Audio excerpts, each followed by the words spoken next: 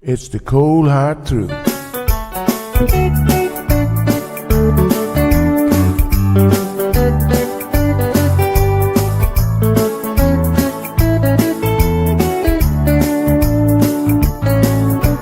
Everyone really want to know what's going on with her show.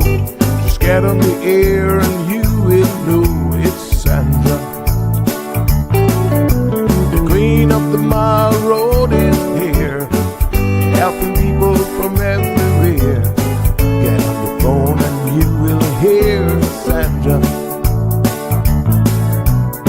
Now she will tell you how it goes, but don't you ever step on her toes, 'cause you will hear the cold hard truth from Sandra. They say she's the hero in town, helping people from all around. You get a call, your money is found, it's Sandra.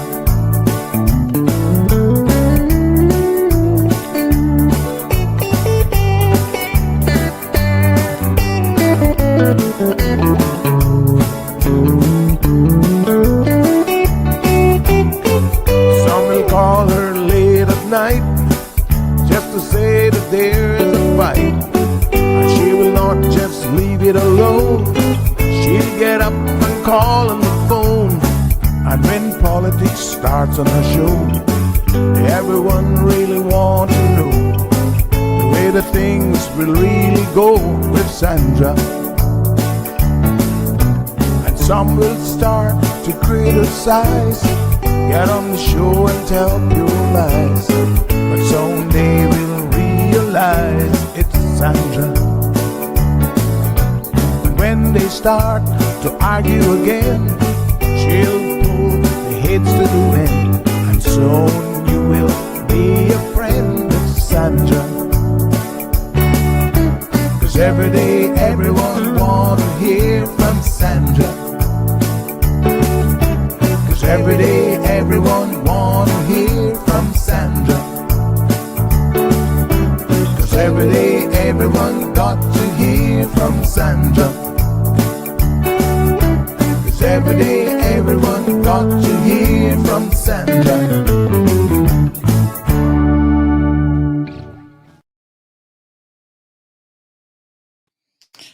All right, folks. Good morning, and happy Tuesday. How is everybody doing? Good morning, Evelyn. Good morning, Marshall. Looks like you're locked into your YouTube instead of Facebook this morning. Good to see you. No, I take it back. Looks like you were in both. Happy morning to Barbara. We got quite a few others here. Instagram is up and live, of course. Hopefully you guys have been tuning in to CMR TV and catching our shows that we have had. There's still some that are in the process of rolling out. So we have Kitchen Talks with Miss Julie Hunter. That would normally be on Tuesday evenings, but she's not quite done recording yet because, obviously she is also traveling with the government at the moment. They're overseas. A number of them are overseas on official business. So we'll bring you guys up to speed on some of that as well. Suyapa, good morning to you. Good morning to Strong Wilt. So good to see all of you here. Well, today is Tuesday. And so every single Tuesday we get educated. We have a nice educational segment. Although I must tell you, we get educated on health, all that Health City has to offer. And they're always encouraging us to do our part to modify our health issues where we can. I mean, we can't always do something about it. It certainly depends on what it is. But I like the fact that they put it in your hands first, modify your lifestyle, eat better, cut out the drinking and the smoking and the whatever else you guys are into that might be a little bit too much fun, to just improve the outcome qualities for yourself. So that's always good. Mr. Olson Rankin is in the house. Good morning, sir. How are you? Strong Wilt, thank you. And we've got Miss Bonnie, who's joining us from East End, said that she is listening and she wants everybody to have a beautiful day. And Wee Wee's here with us. And of course, we look forward to hearing from Shamari every single Tuesday to see exactly what he has been up to, especially when it's football season. But I know he's going to tell me he's probably been watching some basketball this week on the local front. Let's check in. Good morning, Shamari. Hello, Sandy. How are you doing? Not too bad. How are you? I am amazing.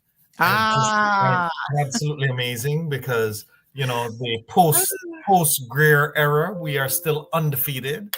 I can't tell you we won this weekend, but we didn't lose. So it was actually our bye weekend, so we didn't play. oh, But, you had me confused for a split second there. I was like, yeah, wait. yeah. Our bye every team gets a bye weekend, 1 weekend off during the season, and this was our weekend off. So we Okay. actually didn't play, so that's a little joke, but definitely, this coming week we're back in action. So hopefully next Tuesday I'll have a smile on my face again. And as you were mentioning that you have, the Cayman Classic basketball, Yes. that's exciting. Always have some great teams from college. So in US, college teams are like semi-pro teams, right? Oh, yeah. It's a billion-dollar industry, and now players are actually through the nil deals being able to be paid, whereas many years previously they weren't. So they're semi-professionals. So it's going to be great action as always, and just kudos to the organizers who are actually able to pull it off. I remember when it was in its germination phase and they were thinking about the idea. There were a lot of naysayers, right? Because they have like Hawaiian Classic, and I think there's one in the Bahamas and the such. And they're like, how could they put on another one in the Cayman Islands? And would it be successful? You don't have enough hotel rooms and all of that. But they've built it from strength to strength, and we have some great teams coming down.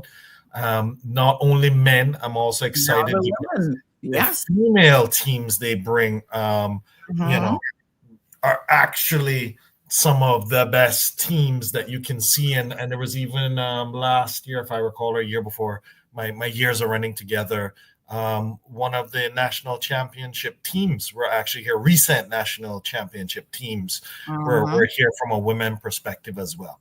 But so go out. A little birdie told me that I think it's Shaq's daughter is going to be playing this time. So I'm like, wow. Yeah. And also on the basketball front, since you brought it up, I'm very excited because my Lakers are once again looking like they're going to do things and possibly going to make it to the championship round. It's early days, but the team is looking very, very good. And we have the old man, LeBron James, with us, and he's no longer the number one or number two option. So he's taking a little bit of a back seat, and we have the other players stepping up. So football might not be going so well with the Dolphins, but basketball is going well. Here in Cayman, as well as my team, the Lakers, are doing very well. So you might hear me talking more about them in the new year as well. Yeah, very beautiful. Well, I've got some footage after the medical rundown segment today of the Cayman Classics, so make sure you stay tuned for that. Dean is out in the field getting me some interviews and talking to people and all the great stuff. So yeah, we're gonna bring it to you. Fantastic. So today we are. Yes, I know. I know sometimes these doctors must be like, what is with these two? Hey, that's okay. We have to have our first 5 minutes wrap up and then we get into it. Exactly.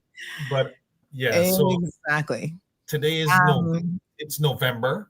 Still November. And all November and November. And as I'm sure you've gotten to notice, Sandy, there is a day for every disease profile. You have a week, a month. Can I just tell you something? Yes. I actually have a calendar.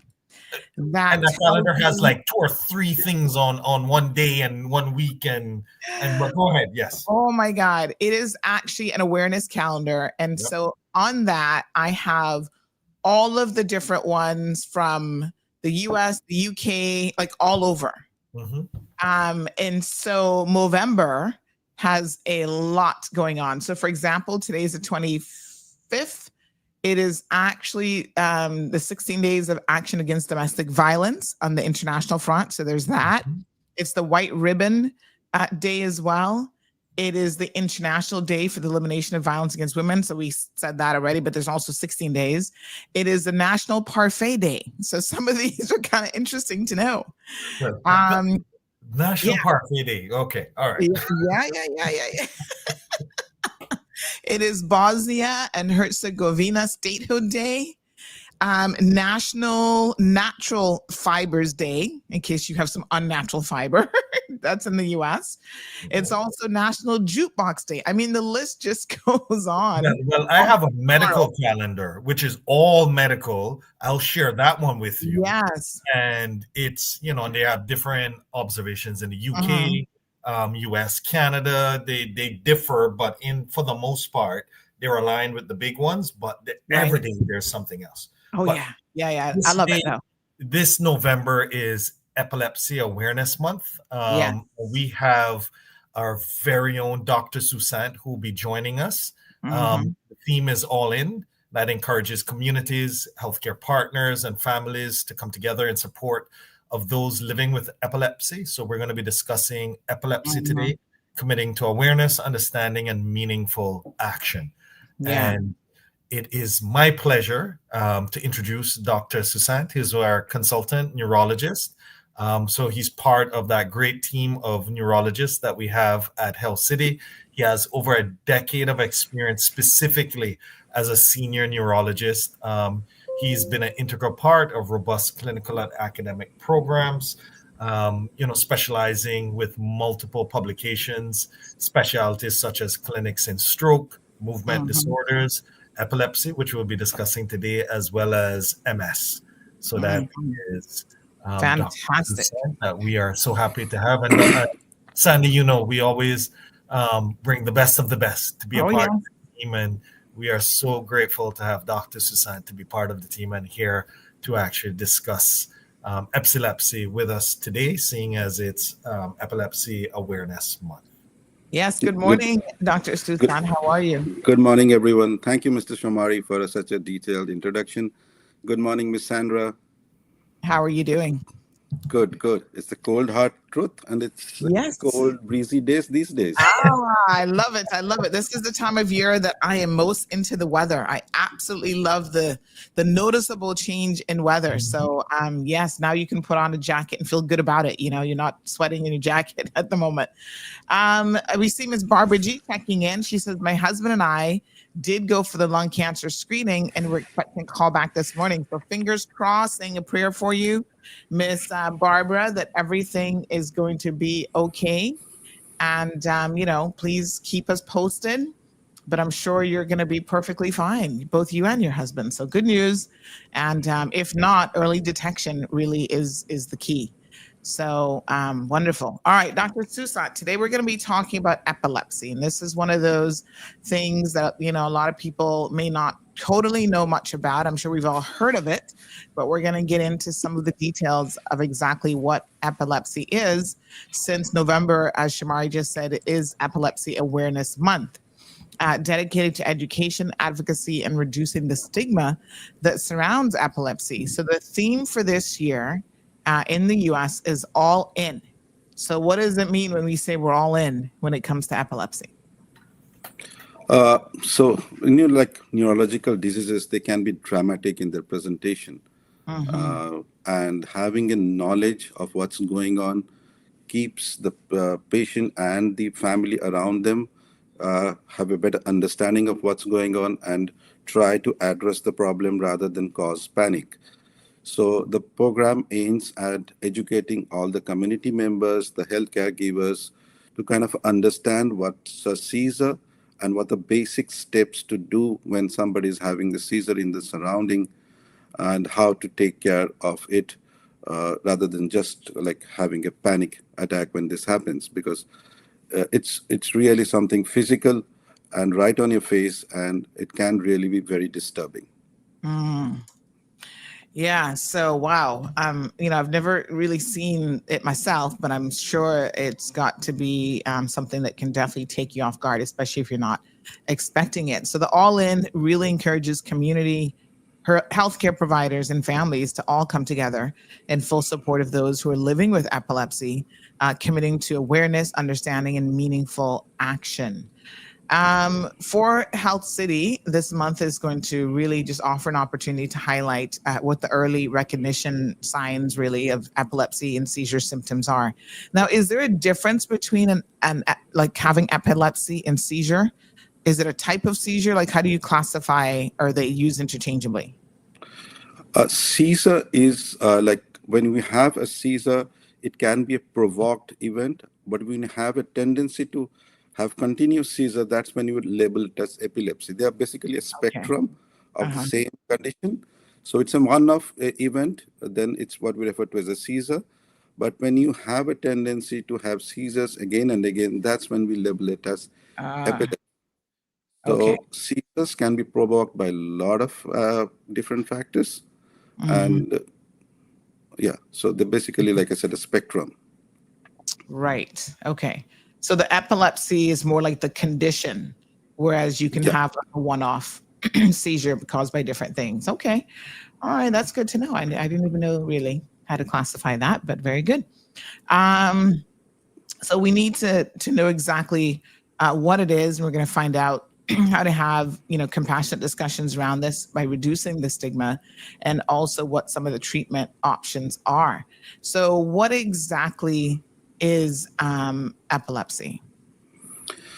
So epilepsy is basically can considered as like an electrical storm in the brain. So in the brain, as you know, everything as the conduction is in like electrical conduction. So when you're having an epilepsy, there's an abnormal burst in the electrical activity leading to loss of body functions. So Mhm. when this happens, this manifests as a seizures, and the seizures have different manifestations, but the most common one is referred to as a general tonic-clonic one. And it affects, for seizures, like we said, can affect about 9% of the general population, while epilepsy affects about 3% of the general population. And it's the fourth most common neurological condition that affects people. When there is a burst in electrical activity or electrical storm, you may see sudden jerky movement in the body followed by loss of consciousness. Uh, when uh, when you have a when you have a seizure which is recurrent in nature, that's when we label it as epilepsy. Mhm. Wow. So the fourth most common neurological disorder in the world. Who would have known? That's news to me. So if you have two unprovoked seizures, then it is defined then as epilepsy, and then you have a high risk of having even more. So there's actually different types. So let's talk about what these are. Yeah. So before we go to the different types, we have to Uh-huh. first understand what's a provoked seizure and what is an unprovoked seizure. Okay. So provoked seizure, and when you have a medical condition in which the seizure has, like when you have a trauma, when you have a fever, when you have metabolic disturbance like low sodium or more in calcium, the body can throw a seizure, but that is Uh-huh. a response to the abnormality in the body. But the brain per se doesn't have any like electrical abnormality, or there's nothing wrong in the brain. Uh-huh. So, but while a primary seizure, when there is something wrong primarily in the brain, so you're having a seizure because either the wiring inside the brain is kind of a wrong, or there's a structure inside the brain which is causing the seizure. Uh-huh. Now, they may manifest as focal seizures when you have a twitching or a movement on a particular part of the body, but usually they maintain their consciousness. They are conscious, but they still kind of have an abnormal twitching in the arms or the face. Okay. There's a generalized epilepsy in which the both arms or the limbs will have sudden jerky movements followed by loss of consciousness. And uh, they maybe have a combination of focal and general, where the seizure will begin as a focal epilepsy. The patient is aware for the first few minutes, and Uh-huh. then it goes to the other hand, and that's when you lose consciousness. So Mm. basically, when both the half of the brains, the hemispheres, are involved, you have a generalized seizure where you lose your consciousness. I see. Wow. I must admit that this is one topic that I really don't know a lot about, Shamari. So I'm really learning here today. So this is so interesting. Now, you talked about the fact that there are some that are brought on by a particular thing. So it can be, as you say, provoked. So it can be, an imbalance in something in the body. I have heard of people who might have, say, for example, you had a parasite in the brain. That is something that could bring on, a episodal, like provoked seizure. And then once you identify what that foreign object is in the brain and have it removed, that person could just return to having a normal life with no seizures at all. Yeah. How common? Yes. These are infections in the brain, like meningitis, encephalitis, can all provoke seizures. Like parasitic infection, like neurocysticercosis, was one of the common organisms which affects the brain. Now, these seizures are provoked by an infection, but they affect the brain tissue directly. So many times in such patients, although there is a provocation, the medication would probably be prolonged because the brain tissue is affected. So this may be provoked by some external agent, but the brain is affected primarily. So they may give rise to epilepsy in a more number of people rather than the pure provoked seizures, which have disturbances in the body function, but they don't affect the brain directly. Very, very interesting. Okay. Well, folks, if you have any questions, please don't forget the phone lines are open.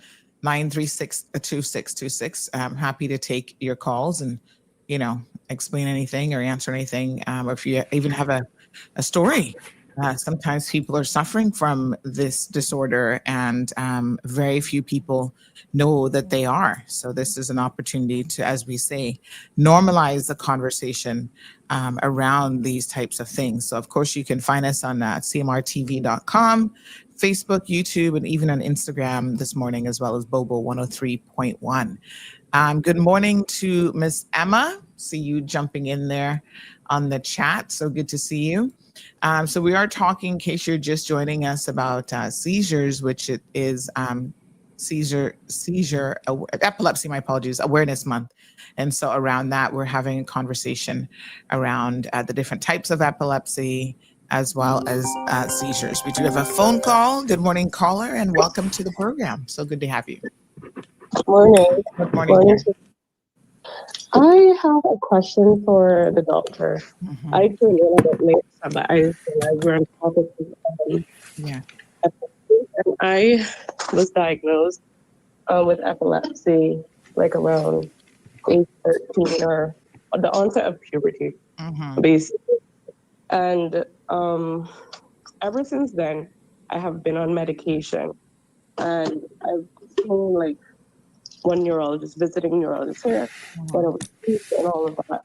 But a few years ago, I went to my neurologist. I don't think he comes here anymore, but I went to him and he wanted to increase my dosage after realizing that the medication that I was originally on, which was the extended release, I was no longer taking because, short story, I swapped jobs and I went to work for the government, and they gave me the regular release, I guess, not the extended release, and I was taking that in the same dosage quantity as if I was taking the extended release, and nothing ever happened to me.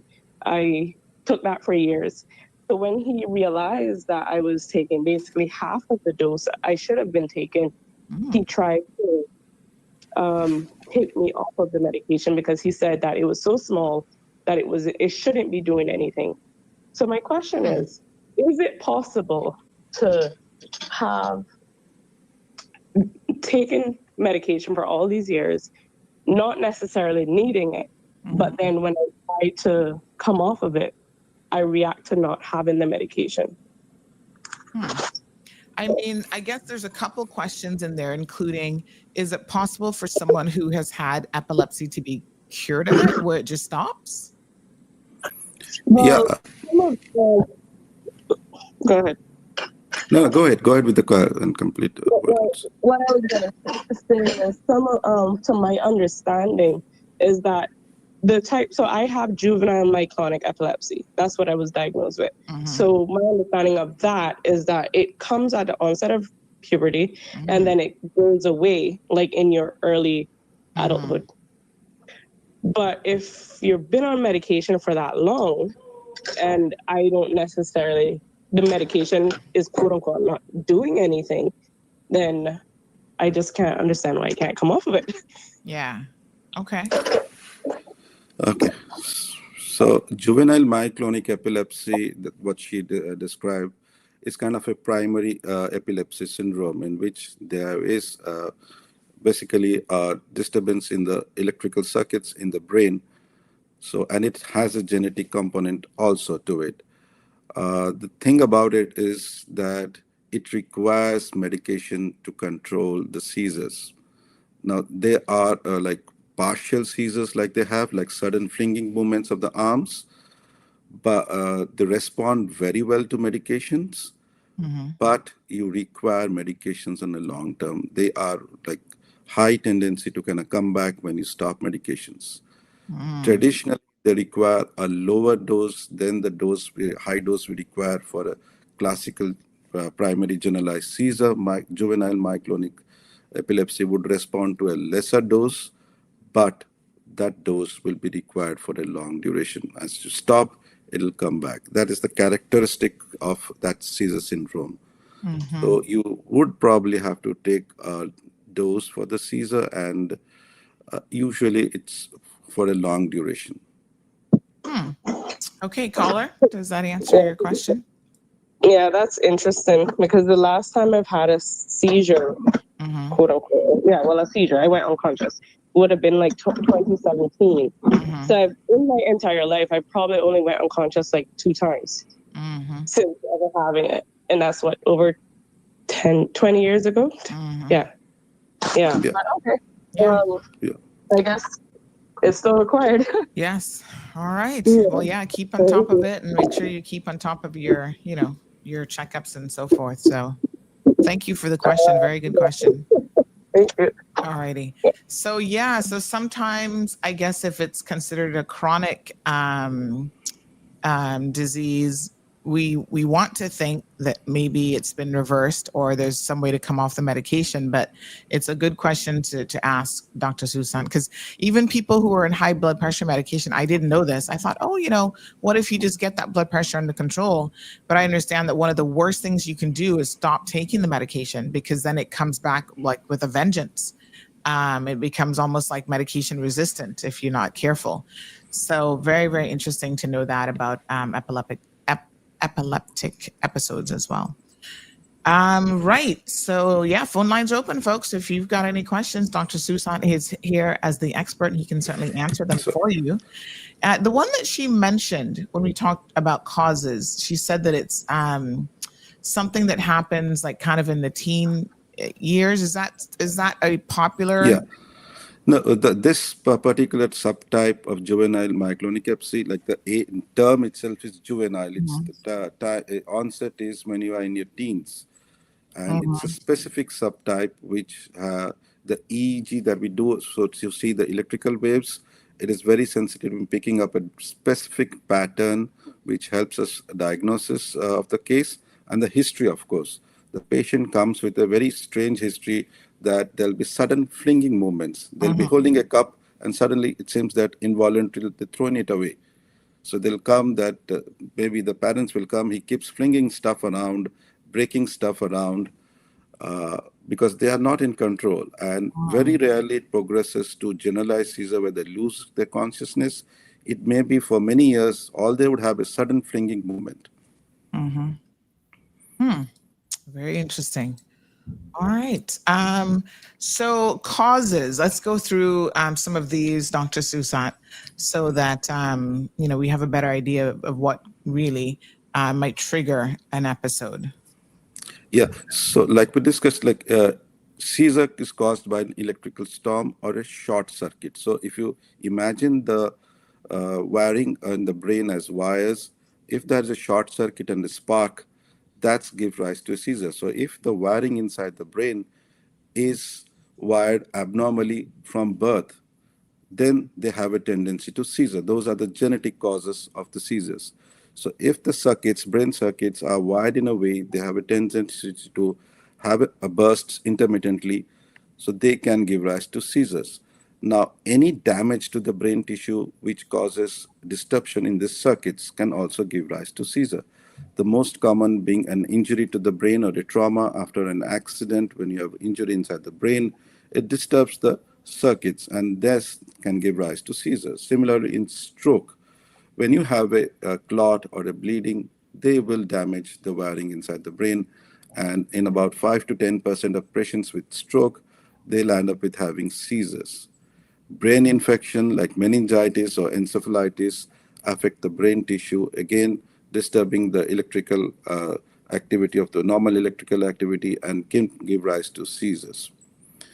Tumors, aneurysms, again, are structural abnormalities which kind of disturb and impinge on the circuits. They can give rise to seizures. And in many cases, we do a lot of investigations, but unfortunately, many times we don't come up with the exact cause, but the history of a seizure itself is diagnostic enough. I was just thinking about a young lady who, her son, I don't know how he did this exactly, but I think he sticked his finger in like the socket or something, and he basically got electrocuted. And then after that, he started to have these episodes. Is that something, again, that he's going to have to deal with lifelong, or is that something that potentially he could, quote unquote, grow out of? Or, when it's caused by a very specific incident, does it tend to be something that can be resolved? Yeah, provoked seizures, when you have an external event which kind of has a transient, they usually require treatment for like a shorter duration, and we can look at the specific cause and decide a plan to take off medications later on. So yeah, if there was an electrical current giving rise to a seizure, we can of course do repeat investigations and slowly plan to taper off medications in such scenarios. Okay. All right. Wow. So we've got stroke. So that is also a potential cause. Brain infections, genetic or developmental factors, structural abnormalities. What do we mean when we say structural? Right, like tumors and aneurysms. When you have a tumor inside the brain or an aneurysm, it is like a structure which impinges on the brain parenchyma, and that can give rise to seizures. Okay. So interesting. Wow. Okay. And then unknown causes. So again, this is sometimes you just don't know what it is that's causing it. So it's difficult, a diagnostic problem in many cases, because the EEG, which is designed to see the electrical activity, has a sensitivity about 30%. So many times you don't get the specific pattern of abnormality, and the MRI shows a normal brain parenchyma. So you have to go by the clinical picture and treat the patients accordingly. So with this young boy, he did some brain scans. I don't know what the result was, but it says that the parent says that nothing was done and they didn't treat him for it. And so occasionally he still has, seizures, and he just lies down. Should everyone who's having epilepsy be on medication? Yeah, if you're having a tendency to have recurrent seizures, you should be on medication, because these can be life-threatening. Because if it happens, it's a scenario or a situation which is not conducive, like somewhere in the water, you have a seizure, you can drown pretty easily, even in shallow water. You're driving, you have a seizure, you can lose control of the vehicles and cause accident. If you're walking near a fire or a construction, you can fall and cause serious harm to yourself. So if you have a diagnosis of an epilepsy, you should be very careful about your medications. Okay.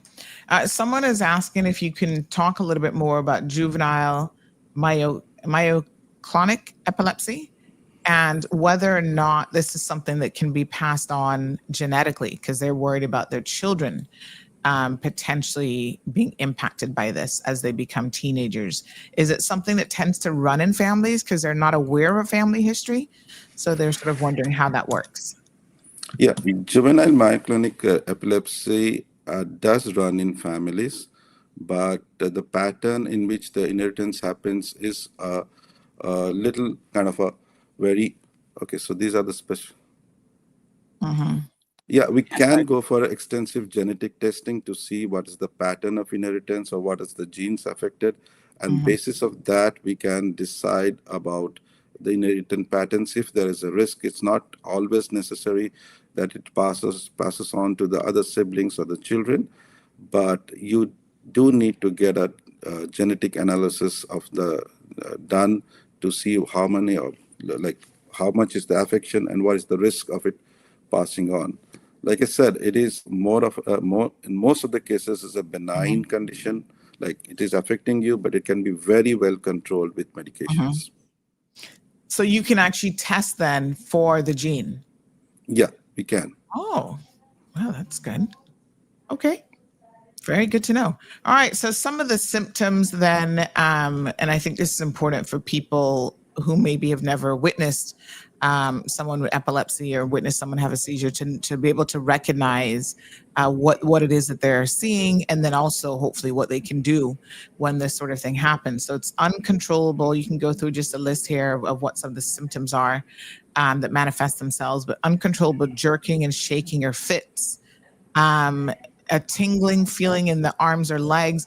Does this tend to present itself before the loss of like consciousness or the uncontrollable jerking? Are there sort of signs that, okay, you're going to have an episode?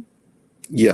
So seizures can be preceded by what we refer to as an aura, where you have a specific group of symptoms depending on which area of brain is getting affected.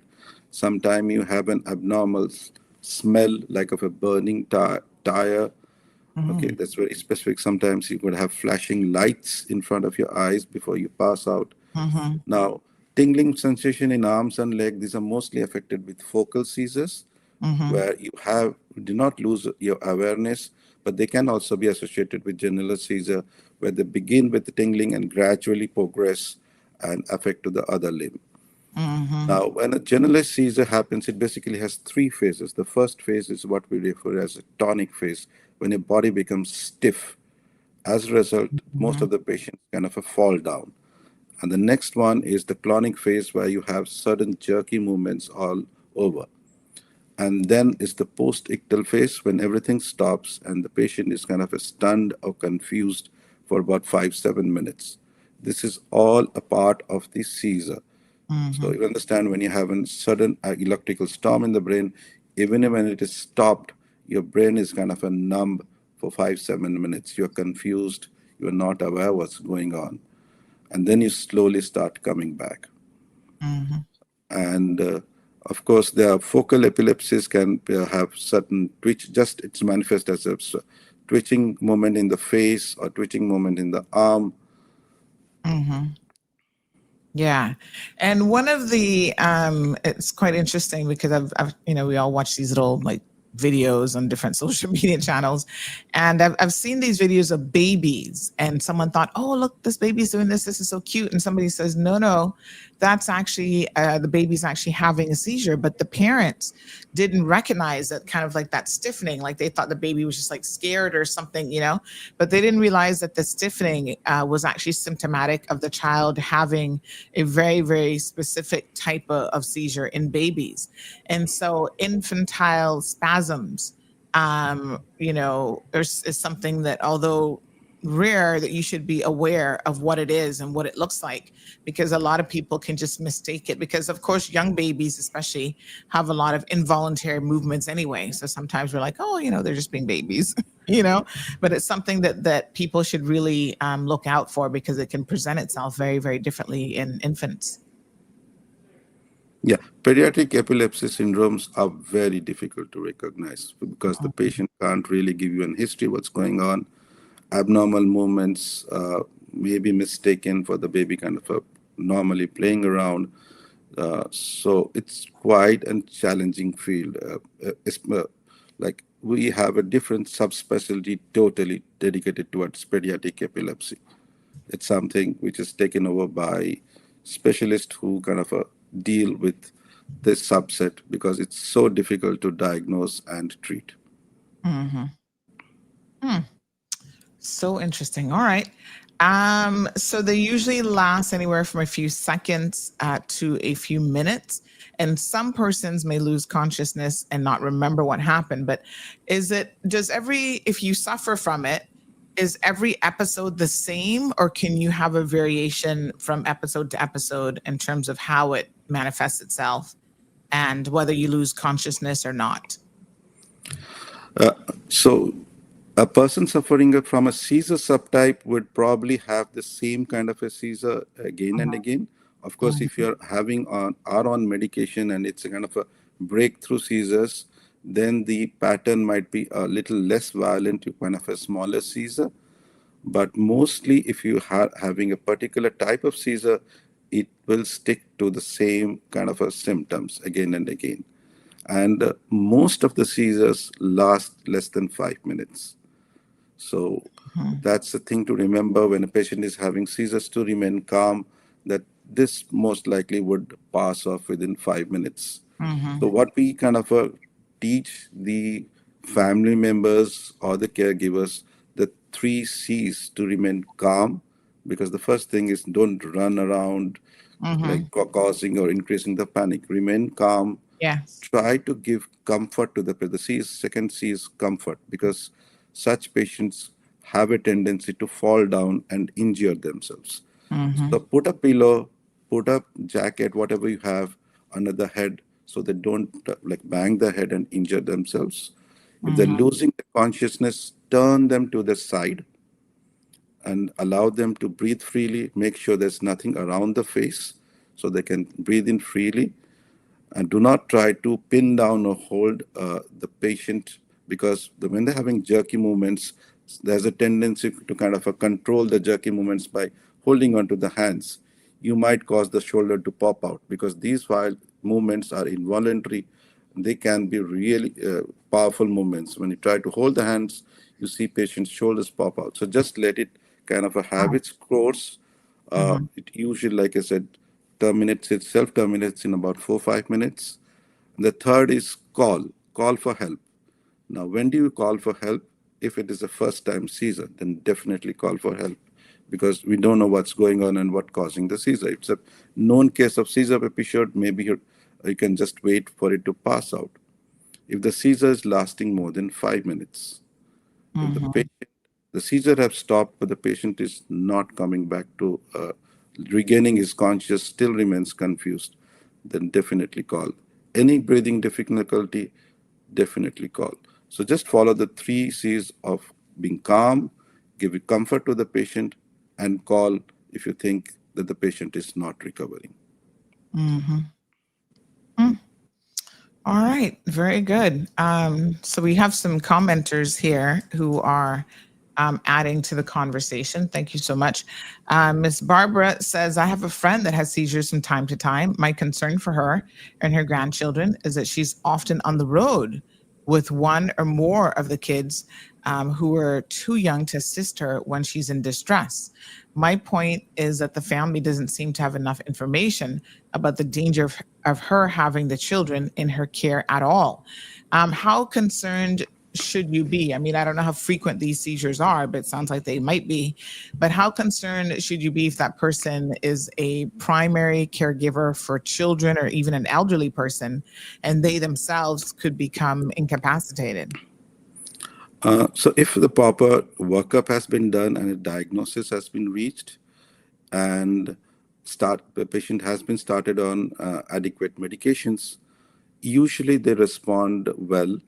And once we know that the patient's seizures are controlled with medications, and they can have a normal life, so we should not be worried about that. When the diagnosis shows a certain background condition in which there is a very high risk of seizure recurrence, then it's a different issue. We educate the family accordingly. But the whole point of treating patients is to make sure that they have a normal life.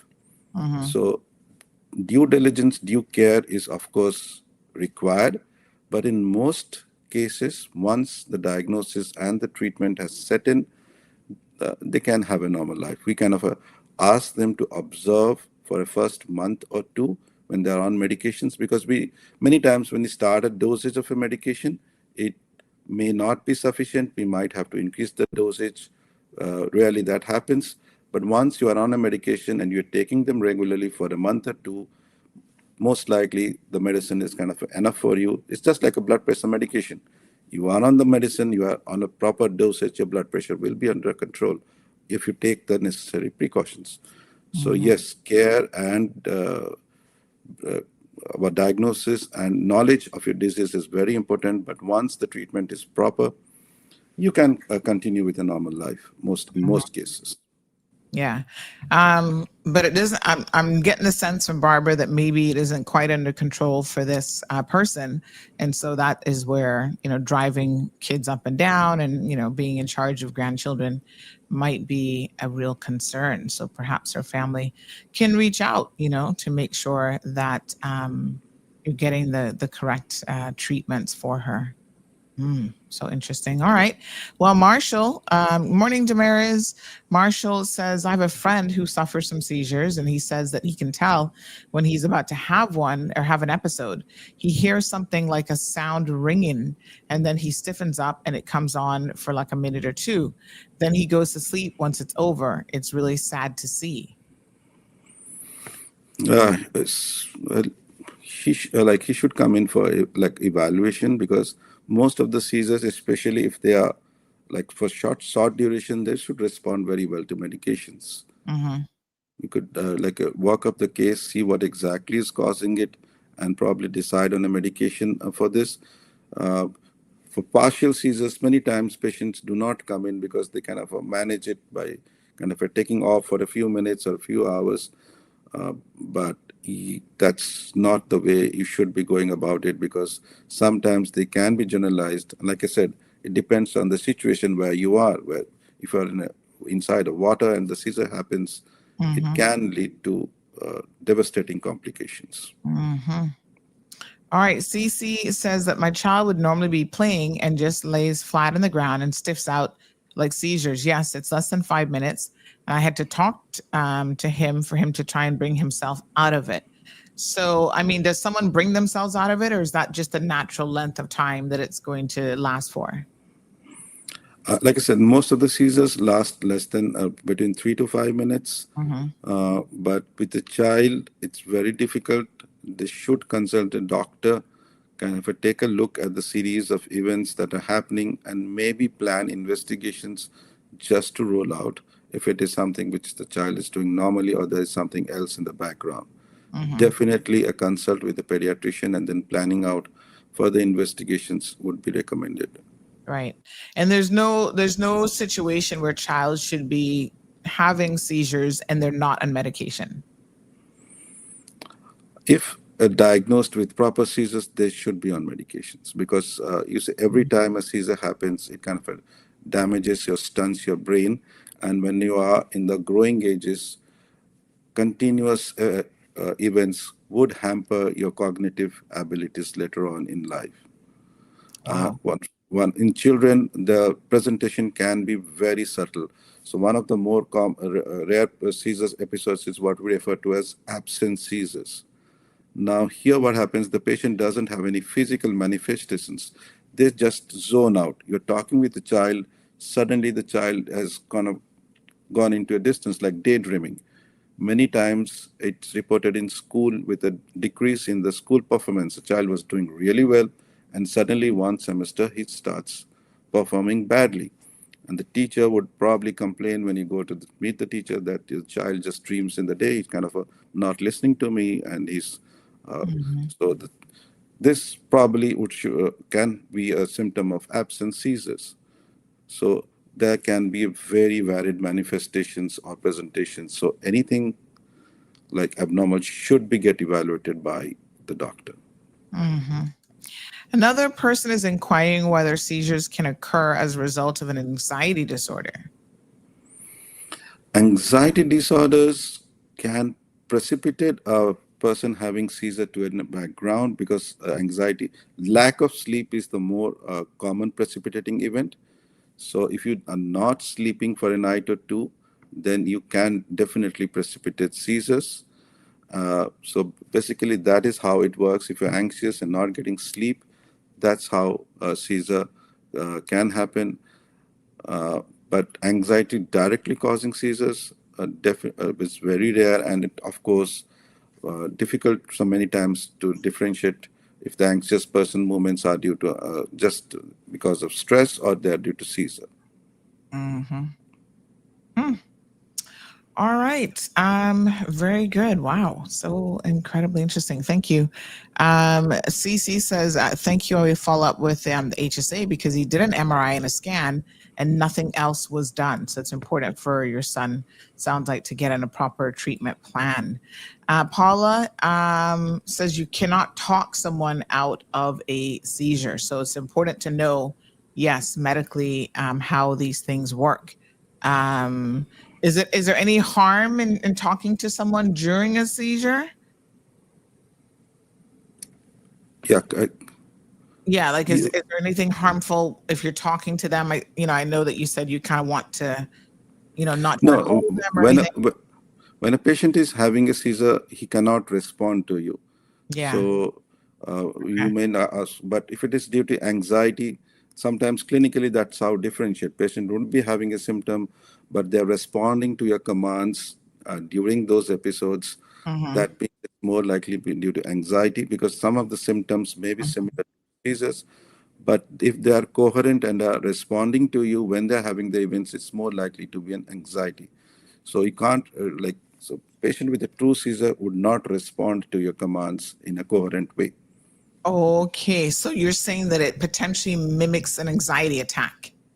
Yeah, an anxiety attack sometimes can mimic a seizure, but Uh-huh. that's where the clinical evaluation comes in. So when you have a person having a symptom but responds to you, you can talk with them and they respond, like you can ask your name, where do you, they can keep answering this question but still have those moments. Mm-hmm. Most likely that they're having an anxiety attack. Okay. Wow, super interesting. All right.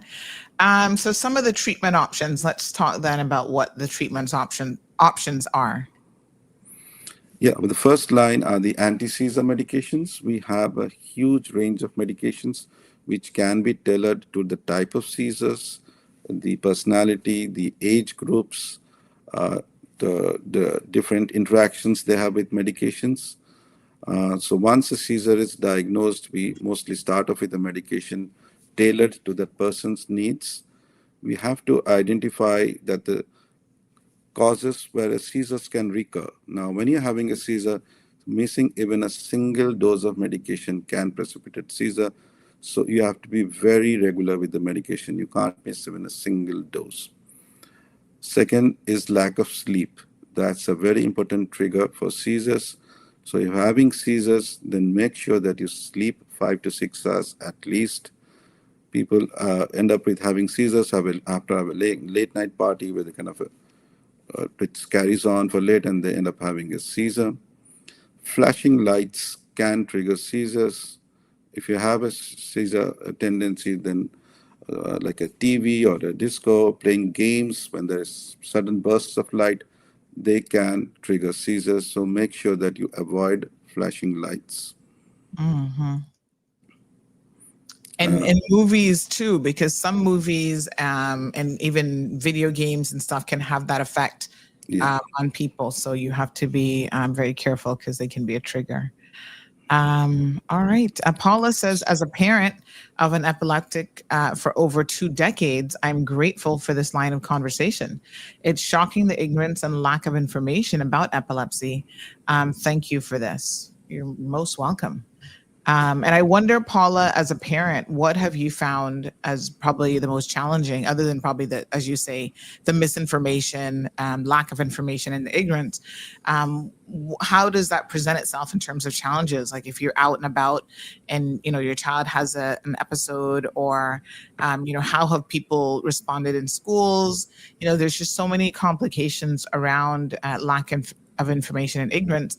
And that's why these segments are really, really important. So thank you so much, Shamari, and the entire team of physicians and support staff at Health City Cayman Islands. So why all in matters? So again, being all in, which is a theme for this year's Epileptic Awareness Month, is that you have to learn how to recognize a seizure. So it's possible that you could see a stranger having one or a family member. And the more you know and the more you recognize it for what it is, then, the more you can respond appropriately.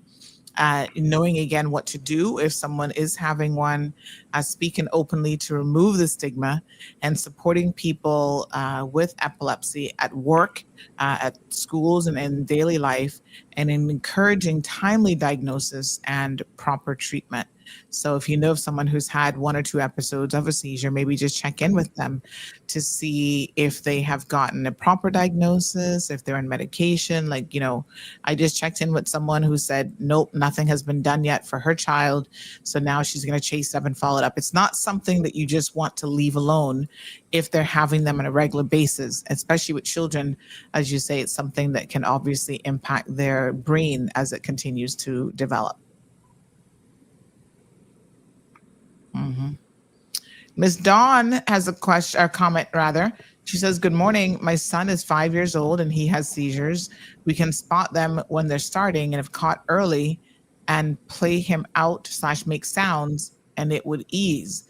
So is that, I don't know, Dawn, if he's on medication or anything else, but what does she mean when she says, well, I guess we have to ask her, but when she says play him out or / make sounds, I'm not quite sure what that means, but can you, again, Paula said you can't talk someone out of a seizure. Can you play them out of it? Can you make sounds to snap them out? How does that work? Difficult, like it actually doesn't happen. Maybe the seizure would have terminated naturally during that period. But like I said, a true seizure doesn't respond to any kind of a distractive maneuvers. It's only anxiety, which mimics what we refer to as psychogenic seizures. That's a different group, because yes, people with psychiatric diseases many times manifest with symptoms which mimic seizures, which we refer to as non-epileptic seizures, which we see in a lot of patients. The main differentiating point there is, in a true seizure, you cannot distract or talk during the seizures, or you can abort it by any kind of a activity.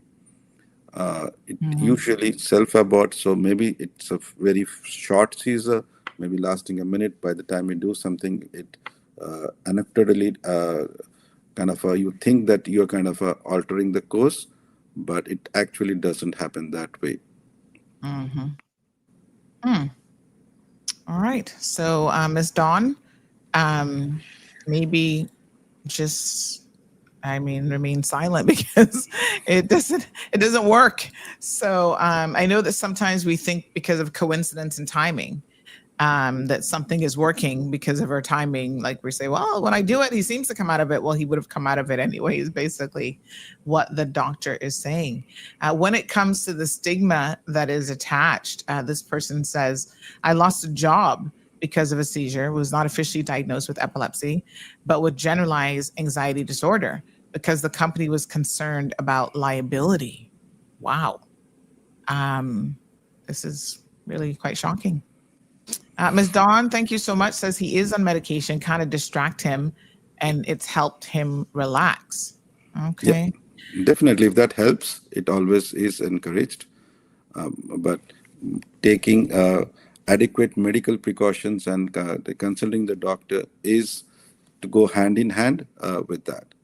And Ms. Paula says it's timing, and we want so bad to help, but it's not us. And I'm sure, especially from the perspective of a parent, it must be very, very difficult to watch a child go through this and not be able to do more. So I'm sure that those are some added challenges there. Well, this has been an extremely educational conversation. Do you do something from the onset of the very first seizure, doctor, or do you wait and see if there's like a second one, or the second someone has one, you say, no, we need to go and see a physician? So if it is a provoked seizure, like we have a clearly external factor leading to the seizure, we can wait. Like if you have a low sodium, if you have a fever giving rise to seizure, we wait. But if we see something structurally affecting the brain, uh, then we know that the chances of recurrence are high. So after thorough investigations, we see the EEG pattern, the electroencephalogram, which is a test we see to see the brain waves. They have different patterns. So if certain patterns are alarming, they have a high chance of recurrence. So depending on the clinical presentation, the background of different illnesses which cause the seizure, and the investigation, we have to take a decision case by case. Now, your profession also comes into play a lot. If you are a pilot, if you drive a bus, if you are going for scuba, then it's a whole different scenario, different factors. We have to be extra careful in these conditions, because you are responsible not only for yourself, but a whole lot of people who depend on you. So it is a difficult decision. It requires a lot of multiple investigations and clinical scenarios before we take a call that we can wait, or do we need to start your medication in your case scenario. And one of the things I know, especially with younger children, is they always say that if a child has a fever, that you want to try to get that fever under control, because one of the, sort of long-term effects can be, even brain damage or a seizure and so on. So fevers in children, that's one of the reasons why it's considered very, very serious. You don't just sit down and say, they'll eventually come out of a fever. You want to try to give them something or take them to the hospital to try to bring that fever down. Yeah, children do have a tendency to have seizures during febrile episodes. They're classified as febrile seizures. So if you have a child who has had a seizure during a fever, usually the doctor would always advise you to make sure that you give the paracetamol and make sure that the temperature doesn't become high, because it's only when the temperature crosses a threshold that you can have seizures. Usually these febrile seizures, in most cases, kind of go off as the child ages, so you don't actively need any treatment in most of the cases. Okay. All right, Ms. Dawn, thank you so much for sharing your experiences, as you say. Paula says, yes, people are prejudiced against, and it's really sad. So thank you so much, moms, for sharing these experiences. All right. Well, Dr. Susan, it's always nice to have you on the program. And especially today, we learned, I think, quite a bit about epileptic seizures for Epileptic Seizure Awareness Month. Shamari, thank you for bringing all of these amazing experts and conversations to the forefront right here on Medical Rundown Tuesdays. Oh, definitely. And thank you, as always, for having us, Sandy. And just before we leave, just to mention that it's Lung Cancer Awareness Month as well, as we would have discussed before. So you can get your lung cancer scan for US $50. That's the special. You book before November 30th, and the appointment has to be taken before December 31st. For those 50 years older, history of smoking, current smoker that quit within the last 15 years. And I think Dr. Archita said that if you smoke more than or equivalent of a pack a day or more, then that would necessitate that you fit the category of heavy smoker and probably should come in. So it's a low-dose CT scan. You'd get it at East End. If normal, a nurse will contact you. If there needs to be a follow-up, then we'll set an appointment with Dr. Archita to have a conversation and to see if there's any further types of diagnosis that would need to actually occur. And it's also Movember, so you can get your men's health check for US $649 as well.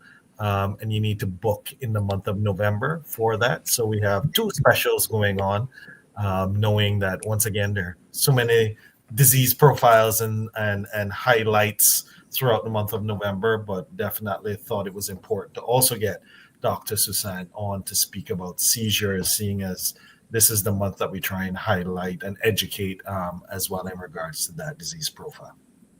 Mm-hmm.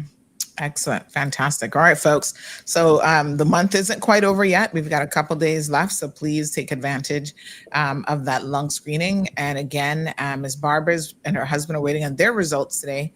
So absolutely amazing. Good morning, Miss Lucille, joining us from the UK. Paula says, thank you, Shamari. Lady D, blessed Tuesday to you. Barbara says, thank God she doesn't drive, but I was convinced that her condition has not been properly diagnosed, as she'll be sitting and talking, and then suddenly she's drooling and her eyes are rolling, going back to her friend around, and then she's back to normal. She has often fallen down. Oh my gosh, no. And yet her doctor has not recommended a helper, which leaves her caring for helpless grandchildren. So Ms. Barbara, maybe you could step in and help with that situation a little bit more. Take her by Health City, make them just double check the medications that she's on, if she's on anything. And then, it doesn't sound like it's really being managed quite properly. So I would say maybe get a second opinion. And you don't necessarily want someone who has uncontrolled epilepsy around children, because what if you were cooking over a stove, or, there are lots of instances, even if you're not driving, that things could happen that would be quite dangerous. Yeah. The situation can really make it really, really life-threatening. Yeah. All right, folks. So the more you know, the more you grow. So that's what these educational segments are all about. Thank you again to Dr. Susant. Thank you to Shamari. I really appreciate you guys coming on the program today. Definitely. Thank you. All right, fantastic. Have a beautiful Tuesday, rest of the day. And wow, that is quite educational. And someone who I'm speaking to here this morning says that they would have an episode and they were not completely unconscious. Their body would go limp after the convulsions. So people thought that they were unconscious, and they could hear them saying very unkind things about them during these episodes. And they said it was, I was like, wow, that's kind of sad. And I said, yes, it was, but it showed me who my friends were. Thankfully, they haven't had one in over 10 years. And they also addressed the anxiety disorder. So that is pretty crazy that people would actually be standing over you, saying unkind things as you're having such an episode. Oh my gosh. So be conscious, folks, of the fact that they're not necessarily unconscious, and you want to be helpful and not harmful, especially when it comes to their mental health for something that they can't even control. Oh my. All right, so we're gonna go into a couple open mic topics this morning. 9362626 is the telephone number. Someone is reporting a JA of the day. If you don't know what a JA of the day is, honey child, you've been missing out on all the good stuff. Here in CMR, it is called Jackass of the Day for a reason. Because some of y'all be special. You be extra special. So if you drive a Toyota SUV, I can't tell the type, license plate number 207303, you were caught on camera this morning. My goodness. I wonder how you could possibly explain this one, but let me show you guys the video evidence of the poor driving. Somebody says, please make this person jackhole of the day. It's actually jackass of the day. But anyway, look at how they were driving on the shoulder. And I'll tell you what the eyewitness said. Here's the video evidence. So they had the music, nice music going there, but here's this person. And yep, caught in the act. And this person says this is past the Cayman Bay underpass, where there are clearly two lanes. This guy rode the do not drive lane all the way, causing havoc, and he came within 2 inches from hitting my vehicle. The dude, be considerate and use the proper lane. Everyone wants to get home. So that was yesterday evening at about 6:24 p.m. So I'm sorry, but you'll get nominated, and looks like you might have well deserved it. That's not what that lane is for. So we're going to have to post you up. And the Popo, this is the thing about some of y'all JAs of the day, is the Popo actually pays attention now. So when they see you, sometimes they're going to reach out. And if it's a ticketable offense and they have evidence such as the video, they will issue you a ticket. So you guys need to behave on the roadways. You know, they're trying to do more in terms of road safety, because we've just got such horrible driving.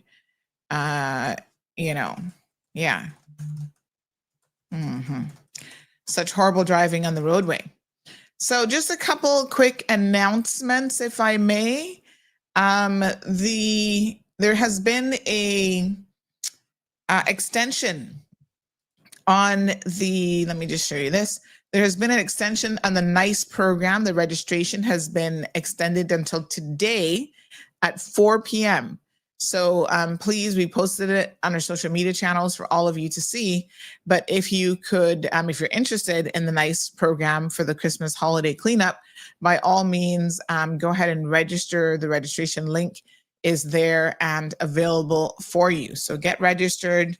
If you need a little bit of extra Christmas money, this is a fantastic way to do that. All right. So I think we posted it yesterday afternoon about the extension. So yeah, go ahead. Get on it. So we had a couple shows yesterday. I'm trying to see if I can just find it and I'll put it in the comment section. So yeah, extended at 4 p.m. today, being the 25th. And here is the registration link. I'm going to just put it down in the chat if you guys need it. You can also scan the QR code. So let me just show you the QR code on the screen. You can scan this as well if you'd like to get registered. There you go. So scan that QR code. And we ask, please, this is government money, government work.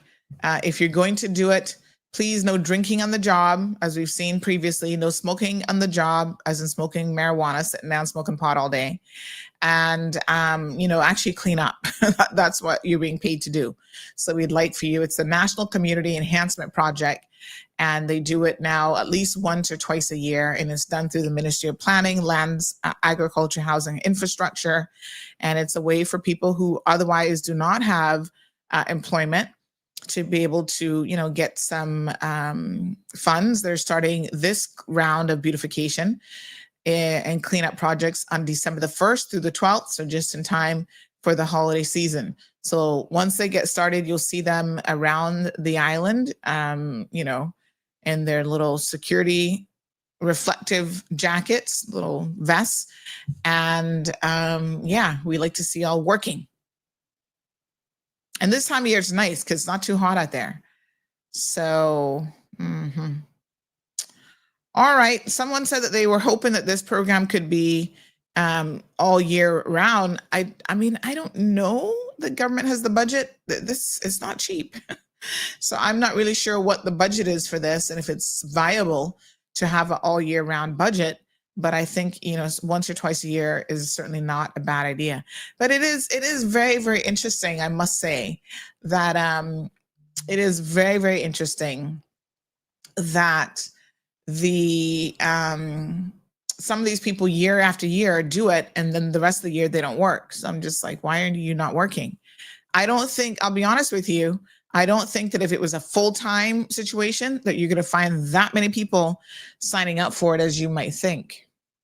Because these are people who want seasonal jobs, because apparently they only need money sometimes. I'm not quite sure how that works, because bills are always due every month.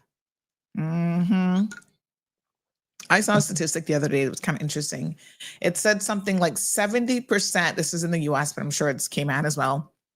70% of our paycheck, as soon as we get it, is gone within that first week. You paid monthly, it's gone within that first week. And then the rest of the month, you're skimping by, and that remaining 30%.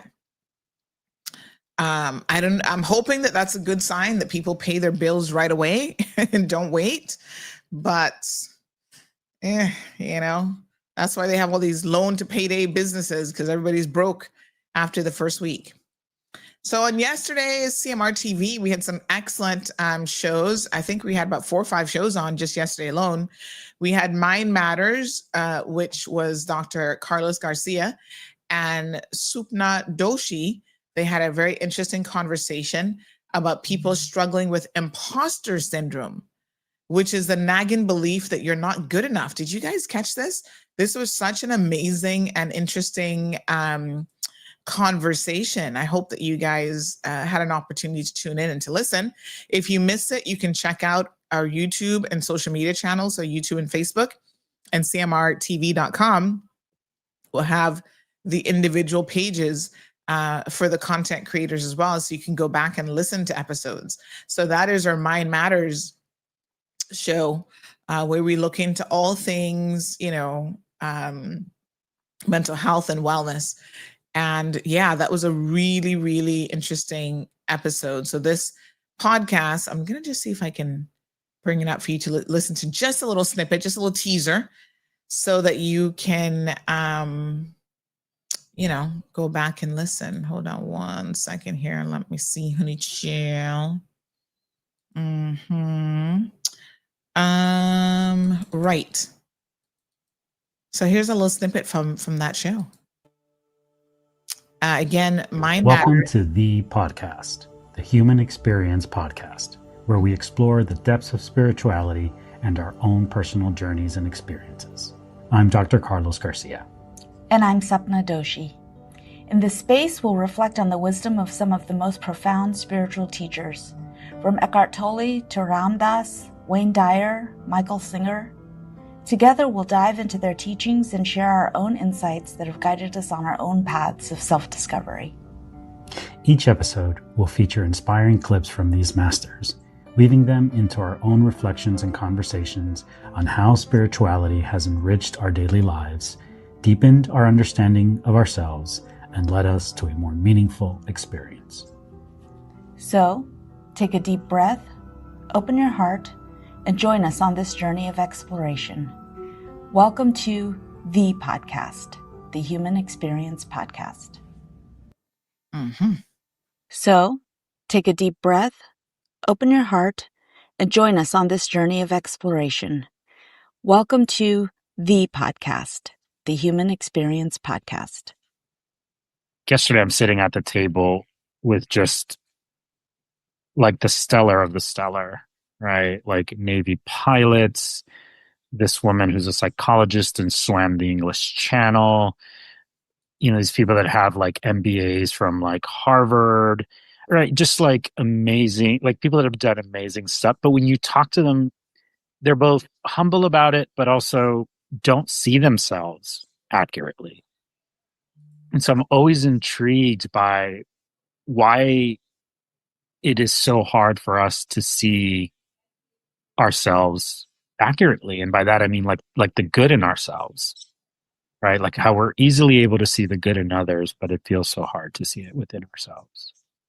As a psychologist, I know that there are certain environmental factors that sort of lead to that. And other factors that I think sort of contribute as well. But sometimes I wonder if it's like something almost like intentional or that we're supposed to have or carry around, or do we ever move past this aspect of us that, just kind of pushes for more, right? Pushes to grow, to learn, to expand. The more I study this and the more I try to understand it, I think that the more complex it gets. Well, I always like to use a metaphor of an orange. I love the orange. Perhaps living in Florida is why, but an orange is a simple metaphor. You take this orange and you squeeze it as hard as you can squeeze it. And you ask yourself, what will come out? And what comes out when you squeeze an orange? Orange juice. Never, no matter how many times you squeeze it, will apple juice come out. There's no mistakes. You'll never get grapefruit juice out of this thing, ever. The only thing you'll ever get out of it is orange juice. And the next question is why? Why, when you squeeze an orange as hard as you can squeeze it, does orange juice come out? And I asked that question up in Toronto one time. There's a little girl sitting right in the front row. She said, that's dumb. She said, that's what's inside. It has to come out. I said, well, that's the answer. You are really smart. And she smiled and she thought that was great. But that's the truth. The reason that orange juice comes out when you squeeze it is because that's what's inside. Now you extend the metaphor and someone squeezes you. That is, someone says something about you that you don't like. Someone behaves towards you in a way that you find offensive. Somebody does something or says something to you that you feel hurt by. And out of you comes anger, hatred, bitterness, tension, fear, anxiety, stress. And immediately you say, the reason that comes out of me is because of how he said it, or the way that she said that, or because they did that. But the truth is, the reality is that what comes out is what's inside. And if you don't like what's inside, you can change it. Yeah, that's so interesting. I think that hits for me on a lot of different levels, both personally and also with. So listen, go and watch this episode. I can tell you guys that it is one of many really amazing, segments that we've got yesterday. Now, today's lineup, let me just have a quick look. Let me tell you guys what is on today. Give me 1 second. So our team every single morning is going to be doing a, let me see. Going to be doing a, we're going to be doing a sort of a daily visual so that you can see exactly what shows are up. So let me just grab this one for today. And some people, we're waiting on some individuals. Things are still in production with them. So for example, Miss Julie Hunter has a show that normally would be on Tuesdays, but hers is still in production. And her kitchen talk with Miss Julie would have been this evening. So her team is not quite ready. So we have obviously my show, Sabrina's show, and we have the AI Wave, which is going to be another really, really interesting show coming on at 7 o'clock. And that's with Tamsin DC. And Tamsin does a lot of interviews with movers and shakers in the world of AI. And the focus for her first episode, which airs tonight, is going to be AI in education. And she's getting some really big heavy hitters when it comes to, AI. I mean, it's amazing exactly, what's happening out there. So yeah, so good stuff. Let me just see. So every day we'll put the schedule up. We'll post that on social media. Thank you, Sophia. She says she loves the pink blouse this morning. I was going for pink vibe, and the closet's color coordinated. So I had one with little sparkles on it, and I said, nope, I'm going to save that for closer to Christmas because that's more of a sparkly vibe. So yeah, thank you. I appreciate it. Dawn says, absolutely, it can only be who you are on the inside. It's so interesting what triggers, like what we allow to trigger us. And I think that absolutely we've all been there where someone pisses us off and you're like, and then you kind of, sometimes you have to get to the point where something almost becomes comical to you. So I had someone last night, let me just remember the conversation. They were sending me some messages, and, I was saying this yesterday when we were talking about Miss Jamaica and the fact that I heard from very reliable sources that she was, after her fall, she's still in the ICU there in Thailand, that she was having a really difficult time. Now, I know that the official word yesterday, the official narrative started to change, like, oh no, she's fine. And, she's doing great and she's coming around. And the truth of the matter is she is having a difficult time, but sometimes people try to cover it up. Like they don't want people to know that they're struggling. And that's unfortunate because I think we all struggle, and we certainly can all struggle, at different levels. There are different reasons why we struggle. So, it's okay to admit that you're not okay. It's okay to say that, man, I'm really pissed off because maybe I could have been in the top 30 had I made it to the final competition, or even the top 5. Who knows what her dreams were in terms of that pageant, right?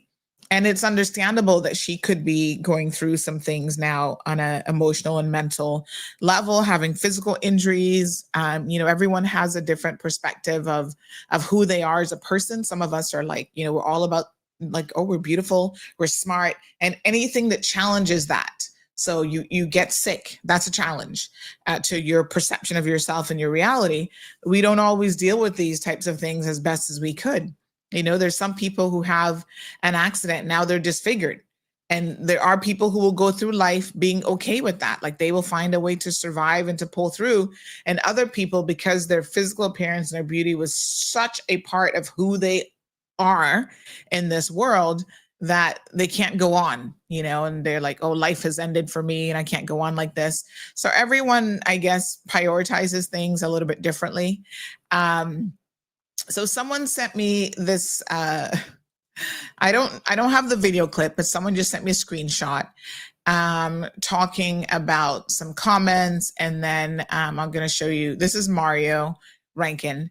And I don't even know why Mario continues to talk about me. Like there's something just a little bit weird about this, where you begin to feel like, the obsession is real, boy. Like, what is this all about? I don't even know what he's talking about. So I can't really put it in context.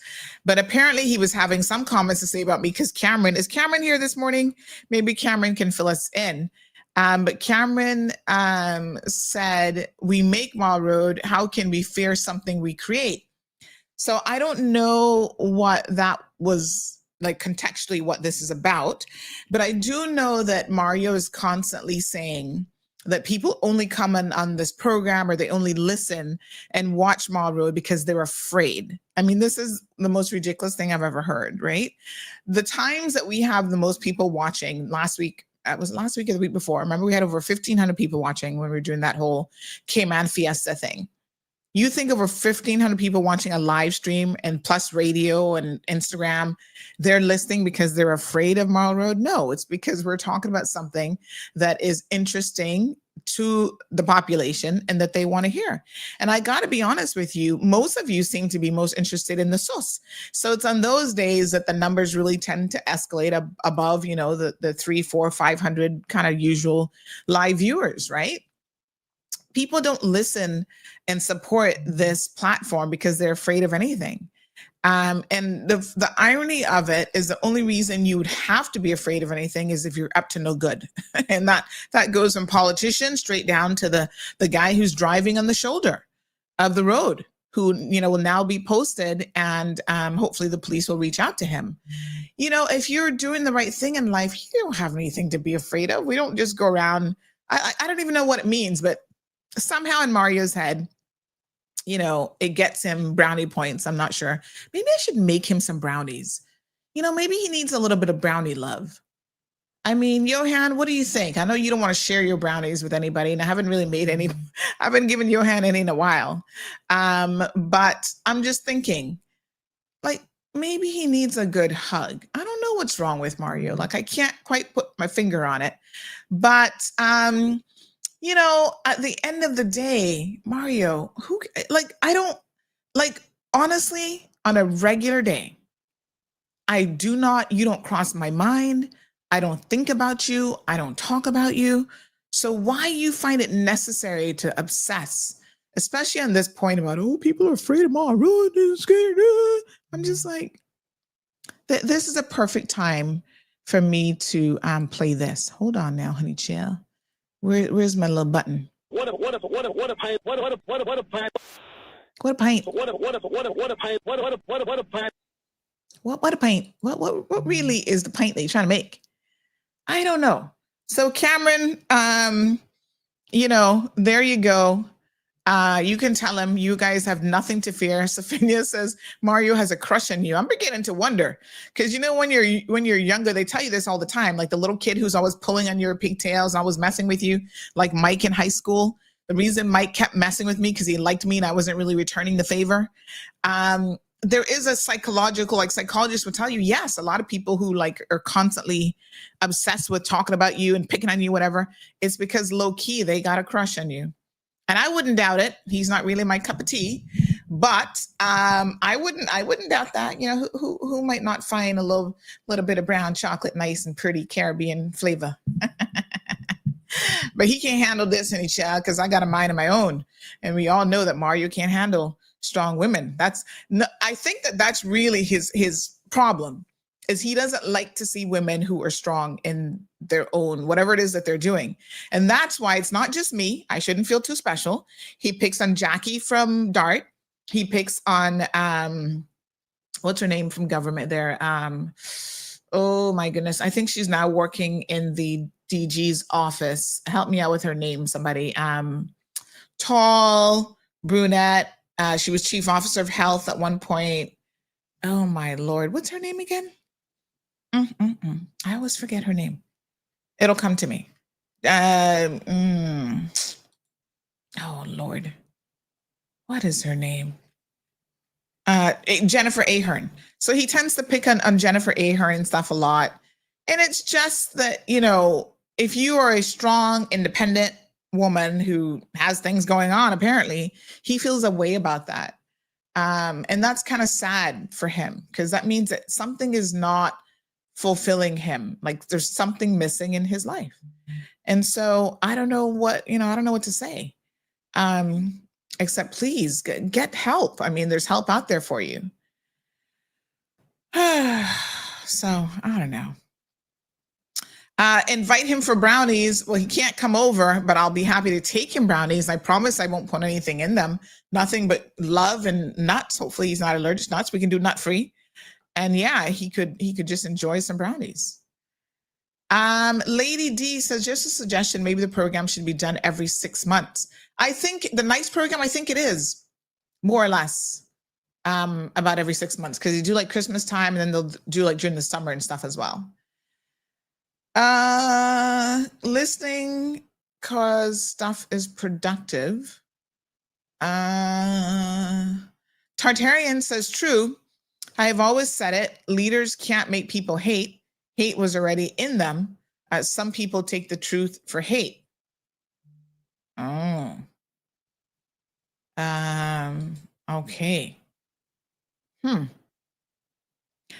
Marshall says they should be afraid if they up to no good. I mean, and I hope most of the people are not up to no good. You know, we get reports about people all the time, but I don't think that that's the majority of people. That's always the few, the minority that makes everybody else look bad.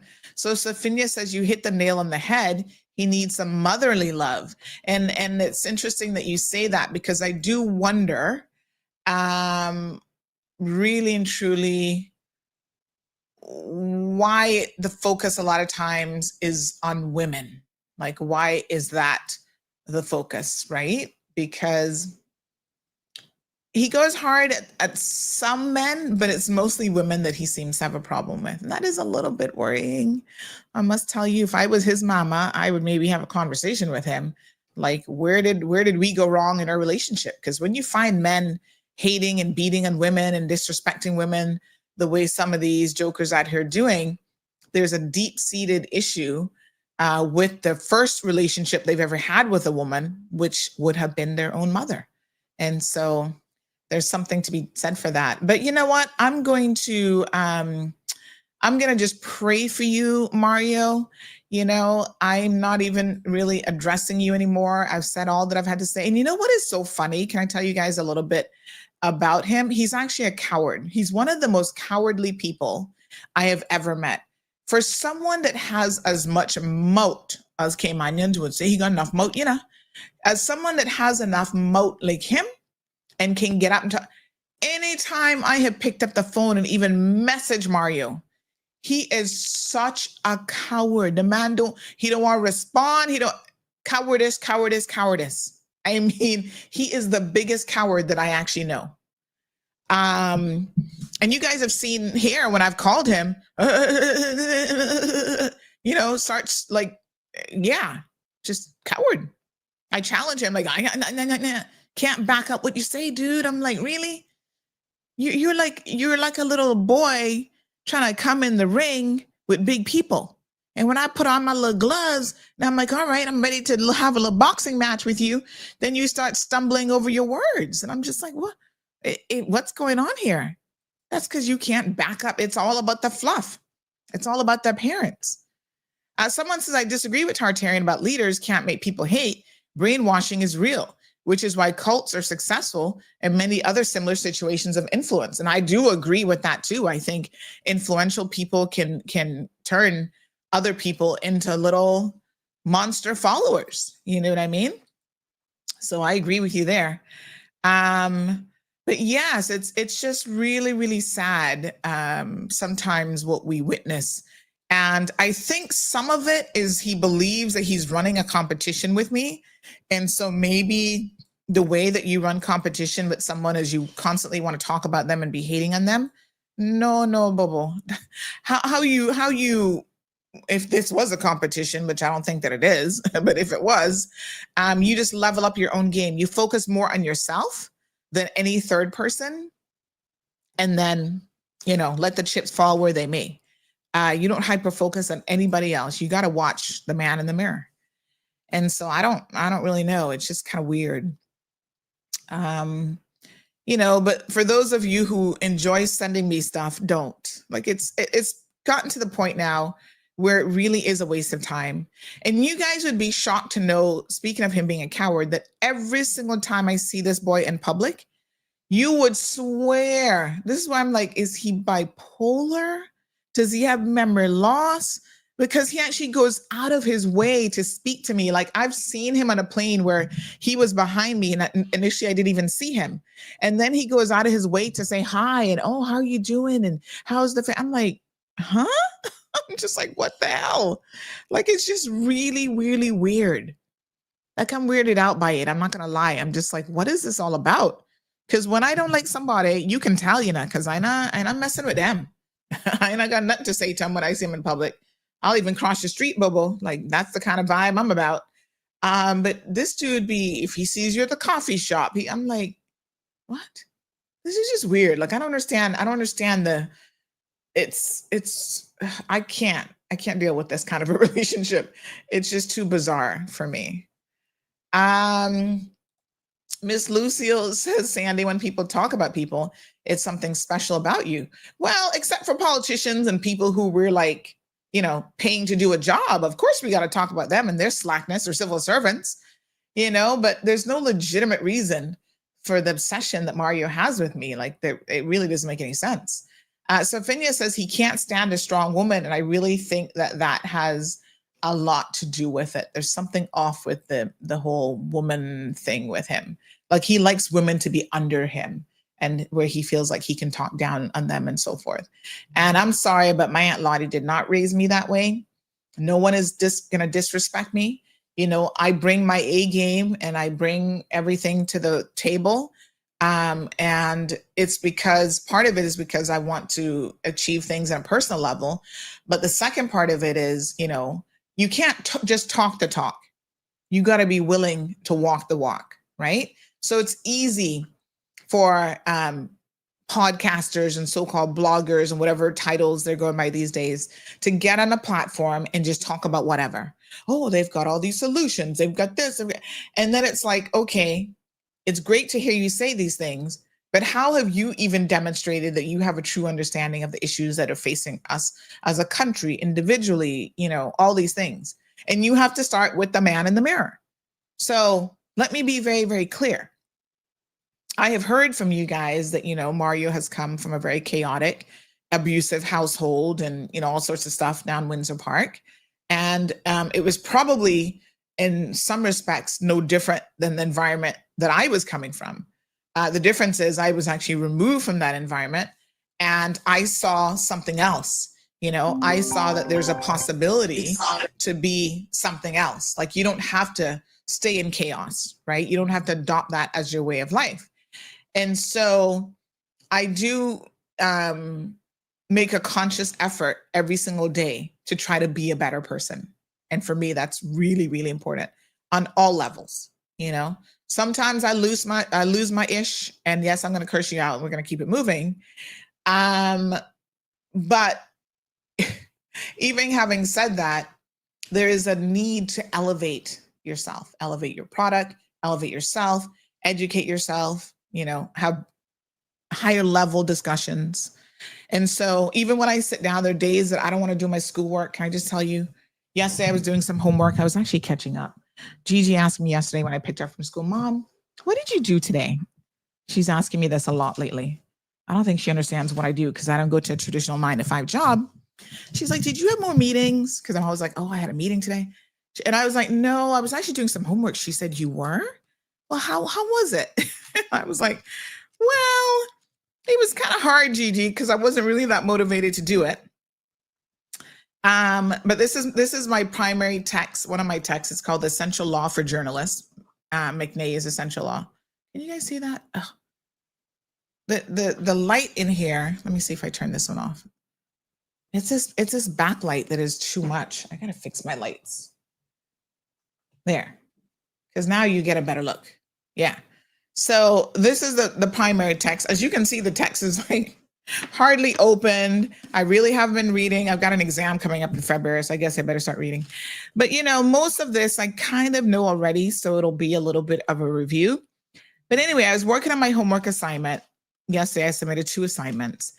And one was to do with the publication laws as it relates to like anonymity of defendants, especially if they're children and that sort of stuff. So I was knee deep in it. So I said, yeah, Gigi, I did some homework yesterday. And this program that I'm doing, half the days I have no motivation to do it, I must tell you. But I'm doing it just because it's not something that I need in order to do what I do successfully. CMR is already a success by all measures, right? So it's not that I need this piece of paper. This is a personal goal. So when everybody says, well, she not journalist, I'm going to whip out this certificate when I'm done, this diploma from the London School of Journalism and say, there you go, Bobo, come again. Say that to me one more time, right? So it's more about silencing all these ridiculous wannabe critics than anything else. Because I can tell you probably about 75% of this, I already know from my general knowledge, as well as I already have a law degree. So, but yeah, I'm still going to do it. I just got to stay motivated and stay on track. But this is what you do. You just up your own game, just work on yourself, and I kind of think that sometimes there's certain people, like if they had something else to focus on, like maybe Mario should go get a degree. Put your mouth where, how does it goes again? Put your something where your mouth is. What's the something that you're putting? Put your actions where your mouth is. I can't remember the exact saying right now. I don't want to say the wrong body part. Put your foot where your mouth is. No, that doesn't sound right, but whatever. Go out there and accomplish something, right? It's not put your money where your mouth is. Well, he doesn't have any money, so that wouldn't be appropriate saying for him. But just do something more with your life. And then you'd want to focus less on me. Like if you were a success in business, if you were a success in your personal life, if you were a success as a parent, like all these other things, I think low key, you would really stop obsessing about other people, right? And like I said, a lot of it though is like, it's almost to get points from you guys, the audience. So he knows that there's a certain sector, I guess, of Keyman that's like always upset with me about something. Who knows, whatever. And so he feeds into that because he thinks that somehow that doesn't pay his bills, though, I can tell you that, right? And so he does like kind of feel like, I guess that's going to give him some kind of reward. But dude, the average person who's listening to you, if they know that every time you see him at the coffee shop or you pass him in the street, you go out of your way to say hi, that's kind of low key being a fraudster. Like, I don't even know what that is, right? You're scared. You're scared to have, because I can challenge you any day of the week that you want to take me on and have a conversation about anything, Mario. I will come on your platform. You can come on mine. We can do it. And I can bet you will never win a sensible debate with me because I'm coming with facts and figures and numbers and information because I know what I'm talking about. This isn't just a constant emotive conversation where I'm gibbering jabbering at the mouth about nothing. You know, there's sometimes when you got to put that aside and you just have to come with like a different level of intellect. So y'all need to go listen to the imposter syndrome thing, because, you know, some of you are imposters for real. Like, you're pretending to be something that you're not. And the people who bought into it during the whole COVID anti-vaxxer thing, because he really played y'all for that. I don't even think the dude was really an anti-vaxxer, but he knew that he could get a certain portion. I remember when Izzy went on his platform and did an interview with him. She's like, you know, she never thought that she would see the day where she would be on the same platform with Mario, sharing any kind of, you know, cohesiveness with him. And I kind of chuckled because I said to myself, if she really knew that Mario was not even that committed to the whole, you know, anti-vaxxer thing, he just jumped on that bandwagon because it was easy to do so. And there was a lot of you who were supportive of it. Some of you lost your lives. I saw poor Phaedra yesterday, was her birthday or something, so sad. You know, a lot of you just jumped on it. It was, maybe you were connected to the belief system, I don't know. But I can tell you that Mario really wasn't. But yet he was milking it for every single click and like and whatever. So you guys were all over his platform with it. And I was like, okay, let's see how that's going to work out for you. And now most of you are like, ugh, back to not being able to listen to him. Now that's over. It's just interesting. I don't know. It's just so weird. I don't even know what to say. Let's talk about media, because we're already kind of talking about it here. I know that you guys probably saw the article yesterday that Caymanian Times has been purchased by Stingray Media. Now, there was someone in the comment section on social media. I suggested that they go read the story because they didn't seem to, you know, people comment and you can tell that they haven't read the story because they're like, oh, well, I hope the DART organization hasn't bought Caymanian Times. You know what I really want to say right now?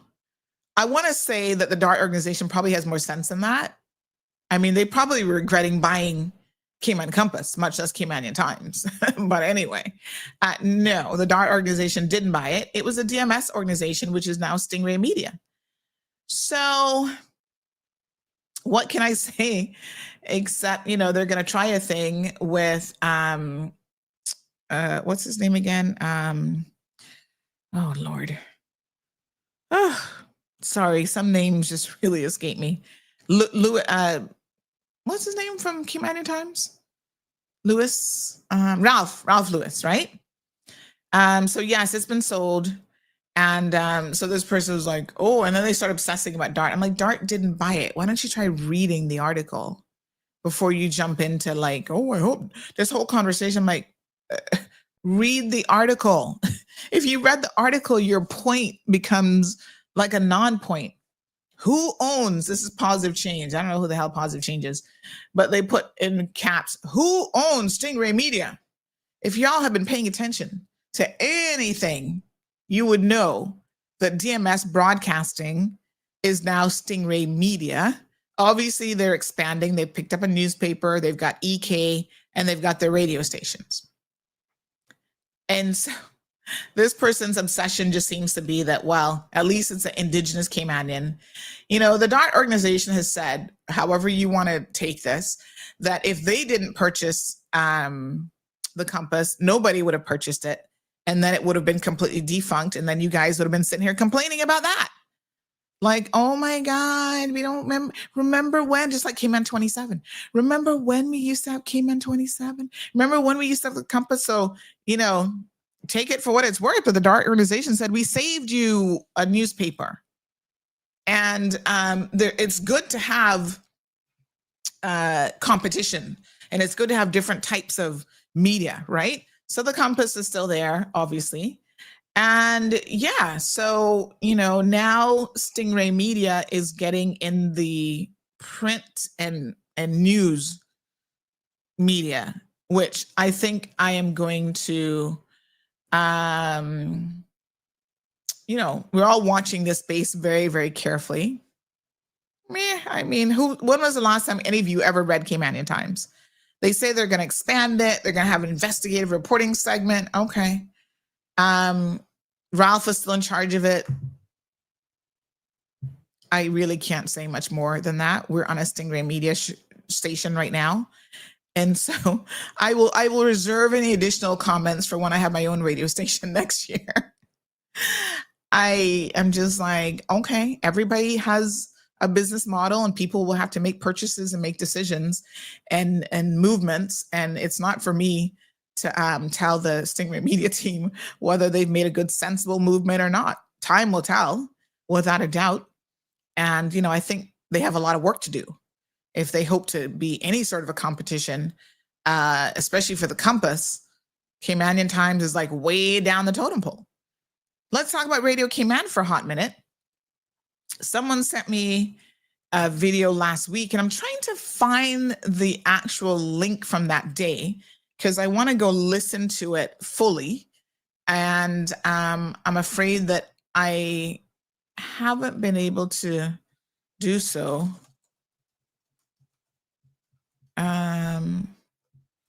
Was it this person that sent it to me? I'm trying to find the video now. But anyway, they sent a query during Parliament from Kenneth Bryan about Radio Cayman. And when I listened to it, I was actually a little bit confused. I must tell you that, I didn't quite understand it. Let me just see if I can find the video here. So it was something to the effect of, why doesn't, because of course, Radio Cayman falls under the Premier Cabinet Office, right? And the budget last year, we know that when Julianne O'Connor-Connolly took over, she made it very, very clear that Radio Cayman was her favorite station. And so therefore, she was going to pump a lot of money into Radio Cayman in hopes that that would somehow allow it to be more successful. And I mean, that is kind of nonsensical. It hasn't really proven to be the case. Who sent me the video with Kenneth last week? I thought that was you, but I don't see the video now. Was that the 17th or the 18th? Somewhere around there. But anyway, this person sent this video clip of Kenneth asking this question in Parliament, where basically he said that, here's the video. Hold on. Let me just play it for you guys. He was asking a question about what is the government going to do about Radio Cayman's social media presence. And I'm confused because I'm like, what does he mean by that? Radio Cayman already has a social media presence. They're on Facebook. I guess they're on Instagram. I mean, I follow them on Facebook, but I don't follow them anywhere else. And so I'm not even sure that I understood what a pint. Like, I'm not really sure I understand where he was going with this. Some people simply cannot get that what the real solution is, in my humble opinion, okay, for the success or not of Radio Cayman, is that the government has to understand the limitations, not that they've got a multi-million-dollar budget. They allow Radio Cayman to competitively, engage with getting ads, engage with customers. So they're like a hybrid station. They're a not-for-profit, but yet they make money. And government still pumps a couple $1 million into Radio Cayman. So it is very, very bizarre. But what they need to do, if you wanted my humble opinion, is they need to actually amalgamate Radio Cayman along with GIS into one entity so that Government Information Services has their own radio station. They need to give up one of the stations. I don't know why they have two radio stations. So keep Radio Cayman, get rid of Breeze, which is all this additional programming and people sitting there programming a station that nobody listens to. When you ask people, well, what radio stations do you listen to? Nowhere does Breeze ever come up in the conversation. So I think that there has to be an amalgamation of Government Information Services. None of these so-called brilliant MPs have ever really had this conversation and talked about it. So I'm trying to find this clip. I'm trying to find what day the premiere was on. But here's what Mr. Bryan asked him. Thank you, Mr. Chairman. It's a bit low. Can the minister say when He says, "Thank you, the Mr. Chairman." broadcast efforts for Radio Cayman will be When? added to those many social media platforms? So when will the broadcast efforts for Radio Cayman be added to those social media platforms? Hold on, let me just get the transcript here, because it's like a clip of, I think they were just recording it from the phone, so it's a little bit difficult to hear what he says. I actually think we have the transcripts now. Let me see if this is it. Yeah.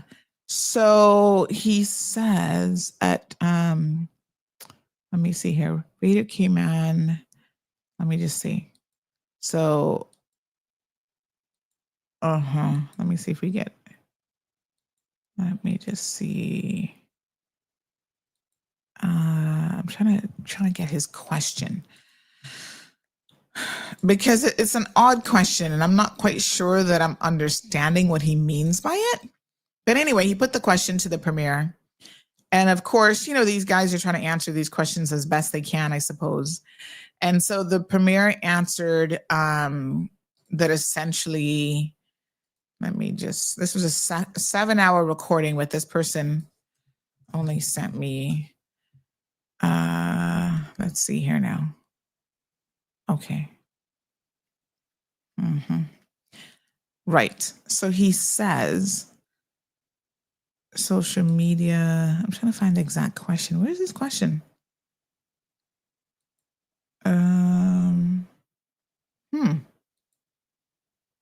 Particularly.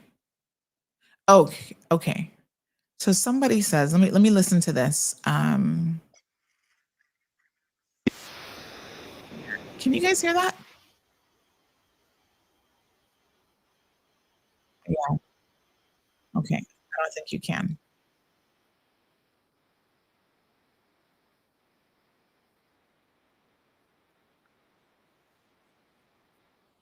Okay, so let me just see how I can get you guys to hear this, because I have the audio transcript of it.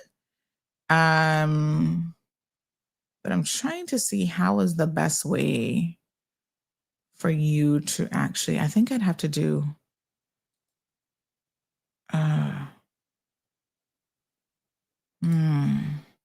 I'd have to probably download this. This is like a 5. They should allow, what they should do is they should allow me to like clip out a segment instead of having to download the whole audio file. Oh my God. All right, so it's 5 hours and 53 minutes in. Let me see if I can just find the YouTube bit. This is probably the easiest way to do it. So this is from the 17th, I think. Let's just go to CIGTV. And the 17th would have been Finance Committee. The 17th, the 19th, the 18th. Here we go. Yes. All right. So let me just pull this tab out, and then we can find the exact segment together, because this little clip is a little bit hard to this is a little bit hard to hear. So let's pull that out, and then I'm going to do a screen share with you guys, and then yes. Okay. So this is Finance Committee. I'm looking for 5 hours and 53 seconds in. So 5 hours, 5 hours. Relationship between 5 hours and 5 hours and 53 seconds. So let's fast forward it a little bit more. 51, 52. Opposite. We want to ensure 50. Okay, Mr. so let's Bryan? go here. Thank you, Mr. This Chairman. is as close as we're going to get. The Okay. Radio Cayman component doesn't So we have the Kenneth Bryan. All right, so let's listen to this together. come under this provision. I think it comes under CBO 721, right? Okay, I'll wait to my question there. Thank you. Any further questions on CBO 17? No further questions. Mr. Chairman, there is one more. Sorry, I apologize. Thank you. Can the Premier just give us any updates in respect to developments in the communication space? I am very happy that there's a government that understands that media is important and communication with the public is important, and the rightful investment and innovation is being done. So I just want to actually give them an opportunity to talk about that, because if in fact you see new programs or structures or funding necessary, it's because communication is key to democracy and representation. So anything new that we can expect, particularly as social media and media develops so quickly. Honorable Premier. So again, I'm confused by what he says. You know, I don't quite understand it. Media is important. Yes, we all know. So I actually want to give an opportunity to. I don't understand. I was surprised that the vote would pass if the member from Georgetown Central did not ask something about comms, because I know he's passionate about it. Okay. Although there aren't net new posts, what we're trying to encourage is a better pooling of resources and the use of professional fees by the Department of Comms. So the budget, although like any other department, you'd want it to be larger. But what we found is that since there are embedded communicators within each ministry, and I can understand the minister wanting to keep their own comms person close, we still need to enhance the pooling of the information so that we can maximize the messages that go out towards government, and also make sure that we're using as many platforms as possible, because there are so many now. A few years ago, it might have just been Facebook and Instagram, but now it's Snapchat and all the rest of it. So, and some people only consume that news that way. Some people don't even pick up the paper anymore. So it is a rapidly growing area. And I think we're going to have to move with the technological times and ensure that there's as I say, a better centralization, not necessarily the people smashed in one department, but centrally coordinated. Mr. Bryan, continuing. Thank you, Mr. Chairman. I'm so happy to hear that. I think the Premier and his team fully understands that, so they have my full support and they know that. There is one, I can't remember, what's the Chinese platform called again? TikTok. We had a bit of an issue with that from a concern based on the host. Anyway, I mean, he goes on, but I'm confused. So are we saying that government, I mean, I don't even engage with Snapchat myself, but are we saying that the idea here is for government and Radio Cayman to be on TikTok, on Snapchat, and all this sort of thing? I mean, I understand the need to meet the people where they are, and I preach that all the time. But I do think that there has to be some sort of an understanding on why you are already on some of these social media platforms, very popular ones, I might say, and people are still not paying attention. So let's go to Facebook. I mean, for Cayman, Facebook and Instagram are two leading social media platforms that we are definitely on, right? Yes, TikTok has a particular following.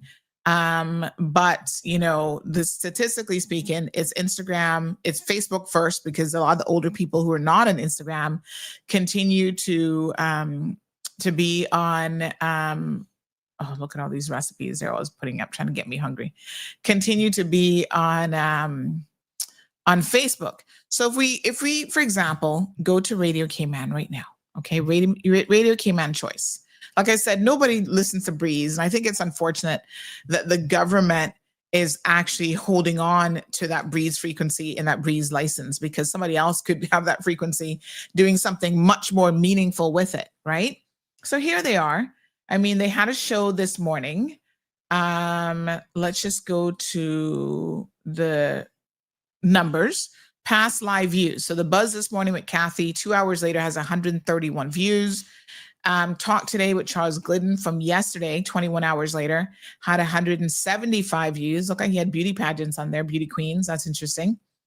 OC, who is their headliner, is still only bringing in 215 views from a day ago. Talk Today, is Charles Glidden, is he doing the Talk Today program full time now? That's his full-time gig, like every day? I thought he was guest hosting, so that's why I'm asking that question. But it looks like he might be there every day. 143. OC went up to 291 on Friday. So I think Friday is normally a pretty big day for him because that's when he has the opposition on. Charles Glidden had a big day, 311 views. The Buzz with Kathy, 188 views from a week ago, 5 days ago. So by all measures, right? These numbers, and sometimes they go up a little bit. Here's the minister on the 14th, 232 views. And, you know, discount a few of them as like staff members probably sitting there watching or whatever. Here's Honorable Michael Miles. He got 311 views. Who's this guy sitting next to him? Who is that? It's a world of somebody look like they've been working out. Let me see who that is. The MASH unit. Trying to figure out who that is. Hold on. So therefore, nope. Let me fast forward it a little bit. training Who was that in the bluish shirt? From them. Auntie's like, who's sitting next to Michael Miles looking all buff? So the things of what we're doing right now gives the Mr. immigration Wesley, have you been in the gym? or the Department of Work You look like an you've been opportunity to improve our customers. up in some weights or something. Okay then, Bobo. I I'd want take a you closer to look. go back. I was like, who's this person with some arm muscles? But also Yes, in sir. 2024, Mess we with gained you. 12,000 So companies. yeah, I mean, I just 12,000 gave him another companies view by shows clicking on it. the There you jurisdiction go. of people Good in our stuff. country deciding, But you know, 301 views for when a government minister's on is, how can I say, piss poor. That would be the right choice of words, right? Who is this guy? Money Sense. 158 views there. Sports Extra, 145 views. So, you know, this was a good day. OC had a good day at 445 views. So it's not, they don't normally have very many people tuned in. Okay, is that Shamari? Shamari is there, 198 views that day 2 weeks ago. That looks like Shamari. So yeah, I mean, it is what it is. Okay. Now, by comparison, we were going to do a money show. Interesting. Who's this one? I'm looking at these people going, who are their guests? This day looked like they had members of maybe that's the Filipino community. 427. They brought in some views that day. 417 with two government ministers on October 27th. So they're obviously streaming here. They also stream on YouTube. So we could go to YouTube and we could actually see the numbers on YouTube as well. So let's have a look. Maybe you're arguing with me and you're saying, Sandy, most of their views are on YouTube. So I said, maybe you're right. They do seem, they have video shorts that trend a little bit better, but let's go to live. And 83 views, 126 views, 317 from Oric Connor show yesterday, 155. So more or less the Buzz, 190. So they're getting comparable numbers. Sports actually only got 90 views. So they're getting comparable numbers here, right? A couple hundred here and there. Some days it fluctuates up a little bit. 408, 477. Yeah, so it goes up a little bit. And you can then go and check CIGTV and see what their numbers are for not this stuff, but the regular daily coverage, which they do a lot of content. 252 views. That was the premier's message. The weather, that's when we were watching that storm. That got a couple thousand views. So weather stuff does well when we have something going on. Meet the Minister Honorable Isaac Rankin. That was 2 months ago. That got 300 views. So yeah, the views are not really there. But imagine if you pulled Radio Cayman into CIGTV and it all fell under communications. I think you would probably stop splitting and duplicating your efforts where it would actually make a little bit more sense, right? Now, listen, not for nothing, but I can go and look at what pops up. Speaking of news, Blake now shares the Caymanian Times covered their own acquisition, which is great. And he shared their story. But let us have a look, just to be fair, at CMR, because we can't talk about other people and then not go look at our own views to see how we are doing, right? So Sabrina's show from yesterday, 5.5 thousand views. Mind Matters. This is the episode 1 of this show, just aired 21 hours ago, 3.9 thousand views. Go there, Dr. Carlos. Yesterday's show for the Cold Hard Truth, 14.3 thousand views. And this is on the higher end, I'll admit, because yesterday you guys are really interested in the sauce. This is my video. I don't really look at video shorts because they tend to always have higher numbers. So I don't, for comparative reasons, I only looking at the shows, right?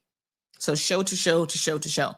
Sabrina has 6.5 thousand from Friday. Marla's show from 3 days ago, Marla Dukran, her inaugural show with us premiered on Friday. She's got over 6,000 views already. We have Sabrina's show on Thursday, 5.9 thousand. My show last week with the Muslim community, that was Thursday's show, 10.3 thousand. So, you're looking at 5-point-something thousand, 6,000, 3,000, 10,000. This one, last week, Tuesday, we had 11.2 thousand. No, I think that would have been, you know what happened? The show cut off, so it was split. So the first part of it got 6.5 thousand, and then the second part got 11.2 thousand. Yeah. So, Sabrina here, 7.4. The Cayman Fiesta show got over 16, almost 17,000 views. So there's a big difference here in the number of people that will sit down and watch a show, even for a couple seconds, versus what Radio Cayman is doing. So why are we continuing? Oh, it's Miss Debbie's birthday today? Or is this just, Miss Debbie's birthday, happy birthday. We got to post up a little birthday thing for her. Happy birthday, Miss Debbie. Make sure I wish her happy birthday. So yeah, the bottom line is this, right? The reason why this matters is because we already have a comms budget, probably in the millions of dollars. And then we turn around and we subsidize Radio Cayman, who makes money of their own, but they still have to be subsidized to the tune of several $1 million again. Is there not a better way when it comes to government comms to actually spend that money and amalgamate those two entities so that you have government communications that includes Radio Cayman, drop Breeze, because does Breeze even have a social media presence? I think they just play music over there, right? So first of all, the first thing of interest about Breeze is that they don't even have Breeze set up as a professional page. I'm friends with them, but they should be a page that you like or follow, not a personal page where you've friended them. Okay? And I don't know what Breeze FM does, because I don't see very many posts on here at all. I haven't been drinking enough water today. Look at me with this full glass. Let me drink. What does Breeze do? Give out birthday greetings from September, and that's it. This is all wrong. If this is a proper government station, and I'm assuming this is the government station. Yeah, the Breeze 105.3. I didn't even know what their frequency was. So I just read that. This needs to be a proper page. This should not be a personal page. And as you can see, it's set up as a personal page. So I don't even know who's in charge of the, I don't know who's in charge of this page even, but this is completely done wrong. And this falls under the Premier's office, which includes Samuel Rose as the chief officer. Is he not aware that this is even set up as a personal page? I guess they don't live stream or do anything really on here. So they just have a couple posts here and there. This is from 2019. That's old. 2023. So they don't really actively post anything of value. This was a DEA schedule that they tagged, I guess, from back in 2018. So nothing's going on here. 2014. Oh, look at my little friend Joel. Oh, wishing him well. Gotta check in on him, see how he's been. So yeah, I'm a bit confused. This is when Sabrina was over there back in 2014 with the business buzz. This is a long 2014. That's over 10 years ago. So they don't actively post anything on this page. I'm gonna say it once again. What a point. What is the point of that station even? I don't think I've ever listened to Breeze. I'll be honest with you. I believe that they play music, but government, instead of talking about, with all due respect, Kenneth Bryan, instead of talking about government spending more money and, oh, they need to be on social media, they are in social media and they're still not reaching people. So you need to ask yourself the real question is why? Why is it that you're on YouTube and Facebook, and between the two, sometimes you're just getting a couple hundred views per episode, per show? That's probably not the true measure of success. I mean, are they on Instagram? Let me check Instagram. I don't even know. I don't really follow like people on Instagram like that. I follow like international news. So I'm going to be honest with you. I have no clue if Radio Cayman. Oh yeah, they're on Instagram. So they have over 4,000 followers. They do post stuff. So they already have an Instagram presence. What more do you want? Okay, so there they are. They're on Instagram. They seem to be doing some shorts, getting 9 little likes there, 29 likes, 8 likes. That one got plenty, 89. So they're on there. So I don't know what more he would want. People don't respond. That doesn't mean that you're not, you know, I don't know. Like, I just don't understand what the problem is. From the perspective of they already have a social media presence. So why are we going to be pumping more money into this? Right? They've been there since 2018. I'm just saying. They have a presence. That isn't the problem. Miss Barbara says, I'm grateful for newspapers as I need it for draining my fries. Ease up on the fries. Ease up on the fries. Tartarian says, because Keith had a spat. Who the heck is Keith? Had a spat with OC last week. You missed that drama. He was angry with OC for cutting him off with ads. Once you see that drama, you will see where it's coming from. Keith was rude. Oh, you mean Kenneth, not Keith. Oh, Kenneth and OC had a spat? You see, we don't even know because their drama doesn't even make the news because nobody don't really care. But I didn't. This is the first time hearing anything about that. Heard zero about it.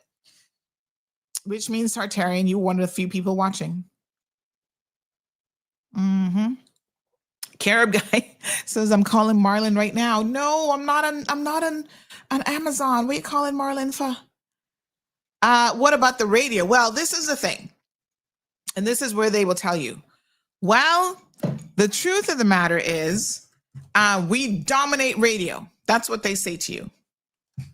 And of course, nobody can tell you that, confirm it one way or the other, that they dominate radio, unless, dun, dun, dun, this is where I'm going to come in now with my evidence, right? Because yes, they're going to say, well, we dominate radio. And you like, well, yeah, well, everybody listen to Radio came out on the radio. And I say, oh, let's look at the Tower Marketing Report. Because that's how we know. Sample size, she does an annual media consumption report. Let me see if I have it handy. Media consumption media. So she being Tower Marketing, Lynn Biles, does an annual media consumption report, and I'm supposed to have a copy here. Now, I can't share a copy with you guys because I get it to use it for stories and research, whatever, but she actually sells these reports. So I have to promise like not to just give it to people and that sort of thing, right? Which is, I respect her request because, you know, we work together. So let me see if I can find it even. Oh Lord, hold on.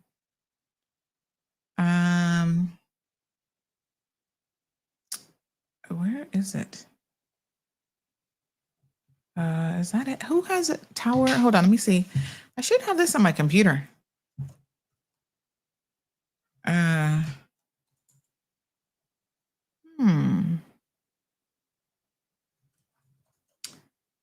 I should be able to put my fingertips on this, put my fingers on this.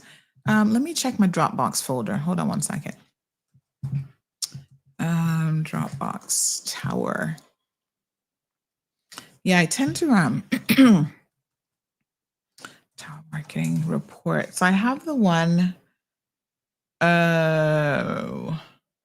Where's the one from last year?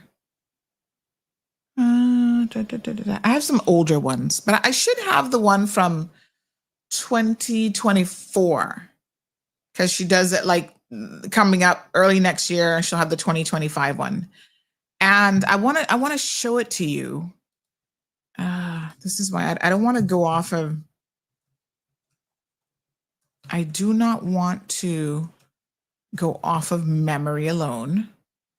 So I do want to show it to you. Let me see.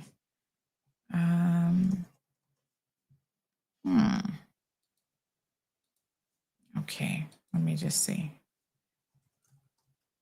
Media consumption. I don't know what I have it named. Oh gosh, I can't even find it. I know she's definitely sent it to me. Hold on one second. It would have been earlier in the year that I probably got it. Let me just try to have a quick look-see. Documents. Oh boy. Don't you hate when you can't find something? But anyway, I'll be able to put my hands on it.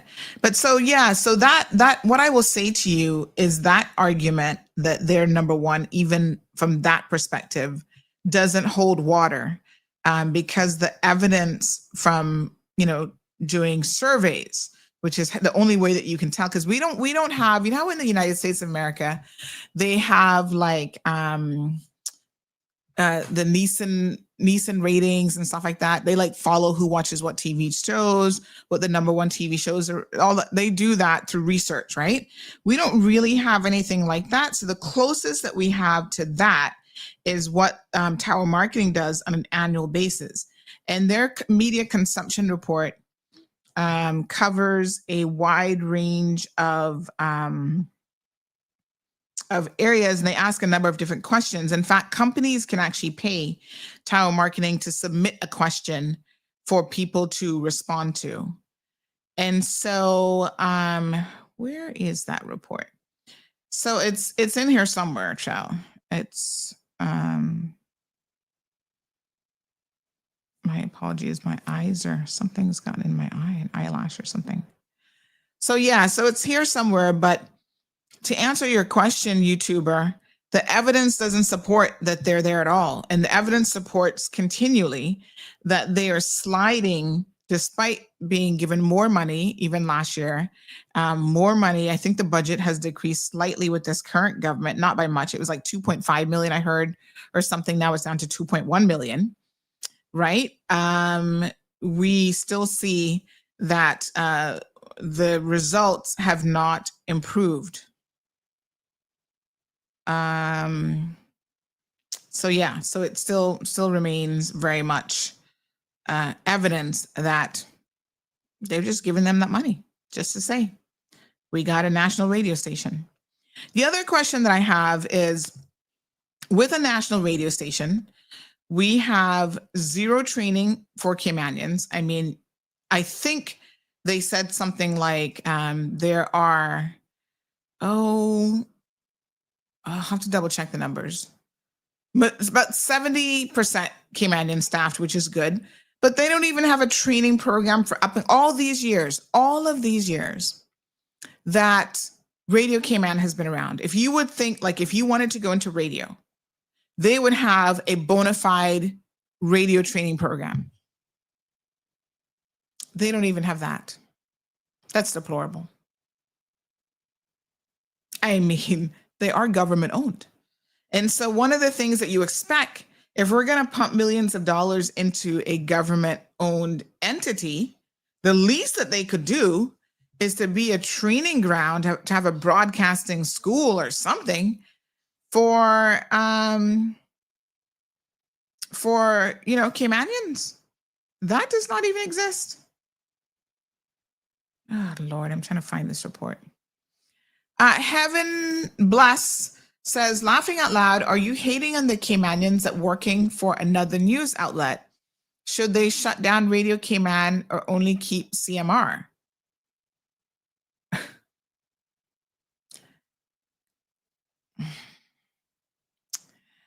When you miss the pint. When you miss the pint. This, I can assure you, has nothing to do with shutting down Radio Cayman. What I'm saying is we could get more value for money. Y'all are talking about the budget recently and how government must spend more wisely and stop spending frivolously. And, they have to increase fees on all of us because of this, that, and the next thing. Well, there are projects that government has that simply don't make any financial sense. And comms is one of them. They could probably outsource all of their comms and be more effective and do a better job. Yes, I'm in direct competition with them. So, of course, there'll be those of you like Heaven Bless here who automatically will, try to have a problem with that.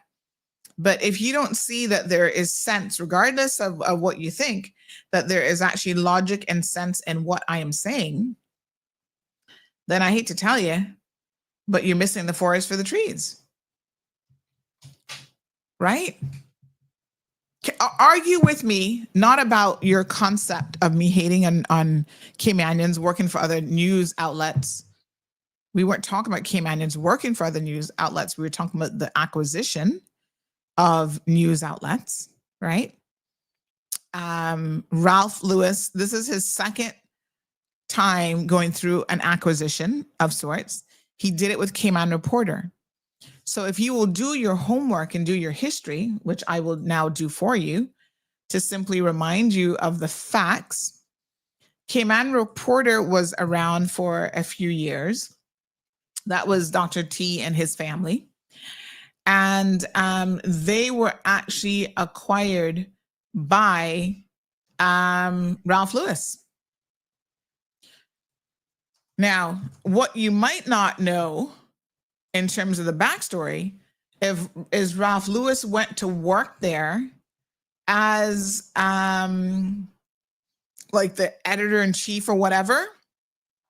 If you talk to people who used to work at Cayman Reporters, he started to poach their sales, their customers, and poach their client list. So in the end, I think Dr. Tomlinson saw that this was a waste of money, and he had a printing press that he spent all kind of money on that really didn't make any sense. So he basically just gave it to Ralph, and Ralph claims that he bought it on the condition that Ralph and Caymanian Times would continue to rent that little space, that building there, from the Tomlinson family, so that the Tomlinson family would continue to make some money off of Ralph. You see, y'all need to connect the pieces here, because sometimes you say things, Heaven Bless, that makes me see that you're not fully cognizant and aware of what is transpiring even in the world of media. So Caymanian Times has gone through a variety of iterations. In 2021, they started to charge customers to read the paper. Then I think by 2022, they had ditched that idea because nobody was buying it at all. Then they started to make it free. Nobody was still picking it up. Then they turned around and went from publication several times a week down to once a week. And it was free, and still nobody was picking it up. So we're just talking about what's actually happening in the world of media. I mean, I've actually been having this conversation since at least 2018. So this is nothing new. In 2014, CMR, according to the Tower Marketing Report, was crowned as the number one, let me see here now, the number one news source in the Cayman Islands. Now, let me be very, very clear. The Compass recognized that part of the reason that happened is that they unfortunately put up this paywall that never made any sense. Whoever's idea that was, I'm assuming they no longer work for the Compass. It just never made any sense. Oh, I have the survey here, 2025. Phew. I was wondering, I'm like, where the hell is this survey? You know you got something on your computer somewhere and you still can't find it. Okay. Let me see if I can download this. So yeah, so, let me share. I can't, like I said, I can't share the full report with you, but I'll share one or two little segments as it relates to radio. So we were crowned, and again, all of this stuff you can go and have a look at online. We do report on these things. And so here you have, one second. Let me just show you the numbers, because yes, you can see for yourself that there we are. We iced out the Compass, 62% versus 54%, almost a 10% spread. And then after that, you had Radio Cayman in third place, Loop, which no longer exists. It's going to be interesting to see where, with the new survey that comes out, where the Loop followers dissipate. Loop and Cayman News Service were neck and neck. Then Caymanian Times at 9%. Then the Cayman Islands News Channel at 7%. But you see, this is what I'm saying here. This diagram alone proves one thing. You basically have the Cayman Islands News Services at 7% and Radio Cayman at 24%. They're competing with each other when they're both owned by government. And to me, that's illogical. And it seems that what needs to happen is they need to tag team. They need to team up. Then we have Cayman Bay Times with 1%, others, and then none. 14% of people say that they not read no news. They have no local source of news at all, which is interesting. So there's something flying around here. It was interesting that the year before that, Loop and CNS were neck and neck at 19%. And now Loop had fallen into 11%. You see, when you're running a business, right? Caymanian Times dropped in 2023 significantly. In the previous year, 2023, they were at 17%. By 2024, they dropped down to 9%. Right? So if that's not an indication that Caymanian Times was a failing business, and I'm going to look at the 2025 numbers, just give me a second here. I have to pull this off screen because I can't show you that report. But let me just have a quick look-see to see what happened in 2025 with Caymanian Times. But there's no doubt that Caymanian Times is failing. So it's not a question of me trying to hate on anybody. We're talking facts here, and facts that can be supported by evidence. So, yes, DMS has big plans for Caymanian Times, but they have purchased a failing business. They've not purchased a successful business. They purchased a failing business that now they're saying, okay, we have the special sauce, we have the formula to be able to turn this business around. And so they're doing that in hopes of being able to turn it around. Sometimes that works and sometimes it does not work. And I can point to lots of examples in business of where it does not work. This is a 110-page document that Tower Marketing, and if you, by the way, or company organization that relies on marketing information, I can tell you that there's a lot of work that the Tower Marketing team puts into this. They look at all sorts of consumables and information about healthcare. For example, the public believes that protecting and promoting Cayman culture and identity, which was 50% of those surveyed, housing for all at 42%, and the economy at 42%, healthcare at 37%, employment at 36% are the priorities of the Cayman Islands government. So this even has helpful information for government to go off of. And then there's a whole section here. You know, oh Lord, there's one of those little gnats or whatever flying around in here. I don't slap him. There's a whole thing here about the top 3 topics by gender. And they do it by gender, age, and even your financial status in life. So it's very interesting how they put this together. So let's get to the media consumption part, because there's preferred channels. So they have a whole thing on CIG communications. And according to this report, CIG communications is failing. That's what they say. Right? Social media, they do a whole thing on social media, traditional media. So the most listened to and preferred radio stations are the same ones. They say Cayman 1 at 18/22%, Hot 104.1 and Star 92.7. Males are more likely to prefer Hot 104.1 and Star 92.7, while females are likely to prefer Praise 87.9. I don't even know who Praise 80. I've never even heard of them, but there you go. There's a notable increase in listenership. So when it came to the talk shows, let me just screen grab this for you. One second. It says here that, again, these were some of the key observations, and then they present you with the details of the report after that. But they said that they actually had an increase in people listening to talk shows, but specifically, as you can see here, there was a notable increase in listenership for Cayman Mall Road talk show, moving from 54% to 68%. Now, it's notable because anytime you see a double-digit increase in the world of statistics, that's when it's then termed as being notable. So we went from 54% to 68%. All right. But they say that there's a general decline in people wanting to listen to shows, going from 72% to 72% to 50%.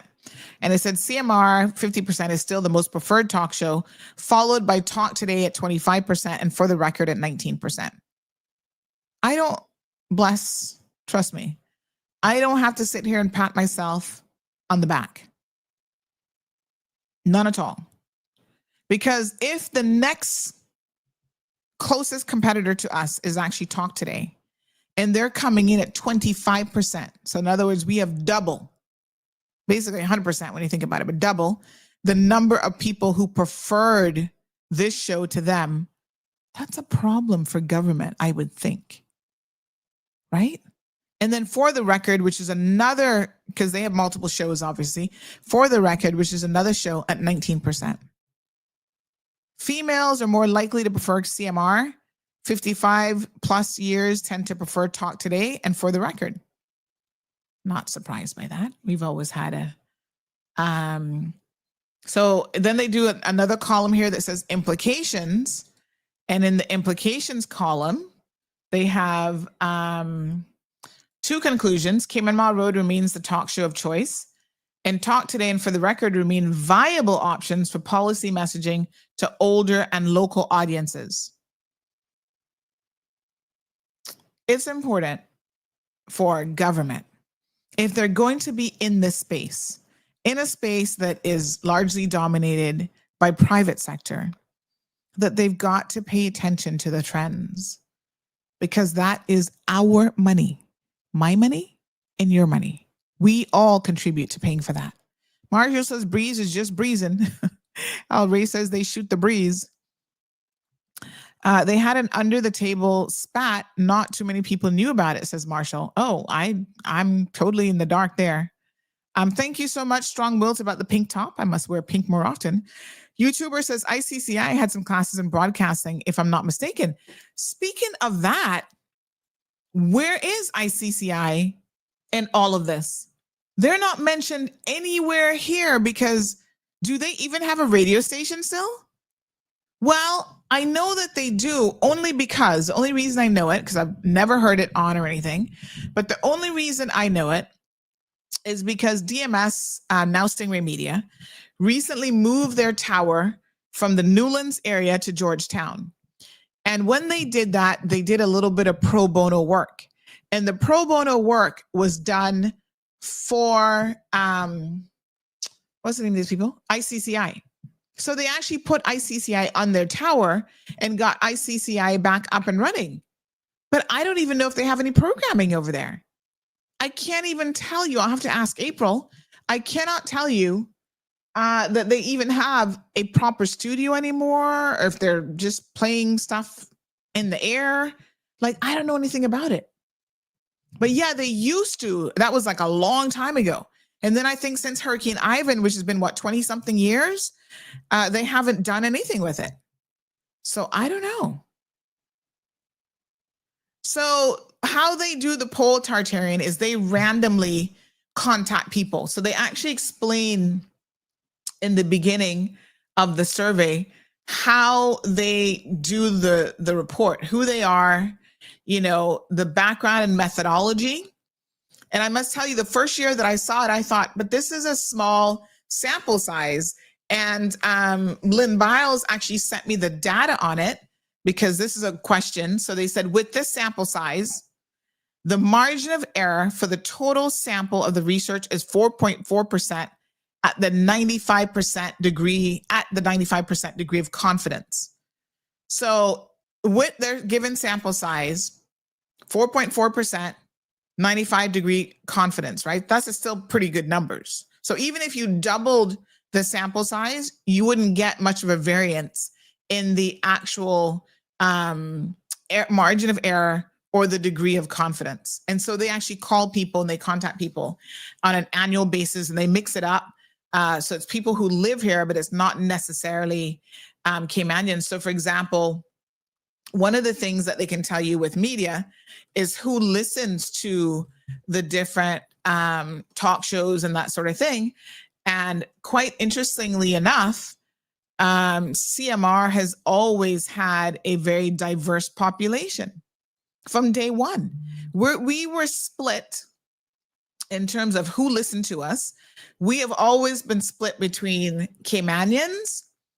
We have a little bit more female population, but we have always been split between Caymanians, Jamaicans, and then everybody else, almost like equally. So in other words, equal number of Jamaicans, equal number of Caymanians, equal number of other expats listen to us. And the other talk shows, not so much so. But I think there was a conclusion that those 35 to 44 years of age were more likely to listen to CMR, to Cayman Mall Road in the past year. And then those earning more than $6,000 a month are less likely to listen to CMR, which is kind of weird. But that's because we're just for the people. I mean, we're for the average person. All those hoity-toity people, I don't know what they're listening to. They're probably not listening to much of anything. But still, we still had the highest number of people, even in that category, listening to us as compared to the others. Right? So our highest number is people making between $3,000 and $6,000 a month. That's like our baseline for the monthly household income. And we still came in, although it was the smallest category for us, we were still the highest number of people in the 6,000 category plus that were actually listening. But they break it down by district. They break it down by nationality. So, we're pretty even across the districts except for the sister islands. And that's because, again, on the sister islands, there's only one real radio station there. That's Radio Cayman. And when we launch next year, our radio station, God's willing,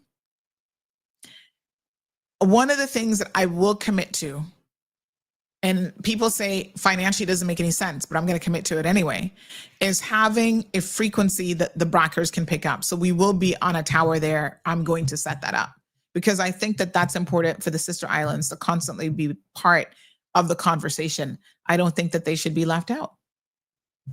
Right? But yes, in terms of nationality, we are just about We had like 43 Caymanians, 44 Jamaicans, so one more, 30 other. But again, when it came to other, we had more of a listenership under other than anybody else. For Filipinos, we have double what we listen to, because no Filipino said they listened to Talk Today. No Filipino said they listened to The Record. Some said they listened to the Business Buzz. And we had double the number that said they listened to the Business Buzz, listen to CMR. So these things are important. It's important for us to like know who's listening, look at the trends. You know, they come to certain conclusions on their own. You know, in terms of like who's listening, who's paying attention, and that sort of thing. Anyway, the bottom line is this: the world of media is constantly changing. I am grateful, obviously, for the fact that Tower Marketing puts a lot of effort into this report. They have the split with like male and female, high school educated, college educated, you know, who listens based on that. So for example, for the record, 63% of his audience is high school educated only. For here on Mall Road, it is 56%. And then interesting, what is this thing that keeps flying around in here? Oh my God. One little thing can be so annoying. For Talk Today, 39% high school and 61% college. And then they do like the income breakdown, the nationality breakdown, and so on. So we'll see when this report comes out in early next year, how those numbers will change and shift again. The world of media is ever changing. That I can tell you. And so we will continue to do our part. You know, we're here adding content, adding all these amazing shows. We hope that you'll support the platform, that you'll find shows that you find interesting. Obviously, if you don't find something interesting, you're not going to listen. That's really what it comes down to. Anthony says, Radio Cayman Talk Today should bring DaCosta to the entity and take off Glidden. He's no better than Sleepy Dwayne. Well, I don't know that DaCosta would be interested in coming on, but I do know that one of the issues with that is that when was this spat? When did this happen? Well, he's no longer minister, but when did this happen? Last week, Friday? Like Friday, just Friday gone, or the week before? Girl and boys, I'm gonna have to go look this up. I didn't know anything about it. So yes, I think, Anthony, that's not going to happen, because if you will recall, what made Mr. DaCosta so interesting is he was fiery. He was a little firecracker. You cannot really be a firecracker in Radio Cayman. It is and this is another reason why I have to tell you, government owned normally means you're limited in a lot of different ways on what you can really say and what you can really do. I'm sure some of them would really love to turn up the heat. And then they're reminded, oh, you're a civil servant, quasi civil servant, even if you're a guest host. This is a government owned radio station, so we can't ruffle any feathers. We can't ask the tough questions. We can't, be critical of government. So, like I said, the fact that even Kenneth had a spat with them is like shocking. I better go listen to what that was all about. But DaCosta not gonna put up with that kind of foolishness. He's gonna want to go in there all guns blazing, and they would stop him dead in his tracks. So it's never gonna be more than what it is, because it is a government-owned station. You got to understand the limitations are built in to what you're dealing with. I need to go and see. Well, tell me what day this happened, honey chow. I need to go back. Auntie Julie, tell the Brackers not to listen to CMR. She's strong-willed. Poor her. Well, I don't know what to say about her, but she'll be just fine. Mr. Amelia said they tends to shut you up. And Anthony says, well, that's why the station needs someone that can be objective and can compromise. Well, like I said, I think the difficulty is with it being a government station. It's just near impossible. I don't know, Anthony, honey chow. But anyway, we will continue to monitor the space. And we will continue to obviously, pay attention to what's happening, keep you guys updated. It's important that you keep informed. Oh, somebody just sent me. Oh, thank you, honey chill. Somebody said, here you go, mamacita. Here's that show. Yes, sir. Okay. Well, we gotta go watch it. 1 hour and 59 minutes in. Yeah, boy, I love when y'all give me time stamps because then I don't have to be bored to death watching the whole show. I'm just saying. Okay, I am going to. Now I got something go. I'm gonna go do this. Hold on. In fact, I'm gonna use one of my little tools to just clip that to generate captions. Honey chill. Okay. Thank you for the link. I will certainly go have a look. I didn't know what happened to him and OC. How the two of them gonna be arguing with each other? Oh my God. Yes, sir. What a mess. All right, I will go have a look. Good morning, Sandra. I have 8 glucose meter kits that came with the meter needles and test strips that I'd like to give away possibly in your show. Is that okay with you? Can you please let me know and we can arrange for them to be delivered to you or for you to collect at the nearest point? Okay. I'm not the good person to give them to, from the sense that people getting them for me probably not gonna be that easy. But what I was thinking we could probably do is we could arrange for Miss Romelia and her seniors to get them. So can we arrange for the seniors at K-Mankind Action Committee to get them this week? Yeah, because a lot of them,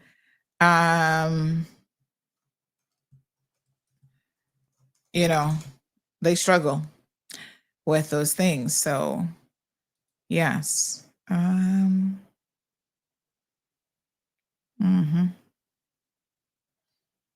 Okay. All right. Thank you for the donation, though. That's very, very thoughtful of you. Yes. Marshall says, ask and it shall be given, just like that. I know, right? Miss Anita says, yes, Woody's show and K-Man Radio back in the day was very interesting. Loved his style. Woody was not on K-Man Radio. Woody was on Rooster 101.1. Does Rooster still exist? Or they've been rebranded or something? So I don't think Woody was ever in Radio K-Man. Not in a million years. But I'm gonna reach out to him. I think he's been busy. We message once in a while. He's been busy. Let me reach out to him and say hello and see if he wants to go work for Radio K-Man. I'll let y'all know. All right, Miss Amelia, I will give them your number so they can liaise delivery with you for those test kits, okay? Okay, don't forget, today, tune in. Sabrina Speaks at 5, the AI Wave at 7. That's going to be a fantastic show. I think somebody was asking me what kind of heavy hitters does she have. Hold on. Let me tell you. She has let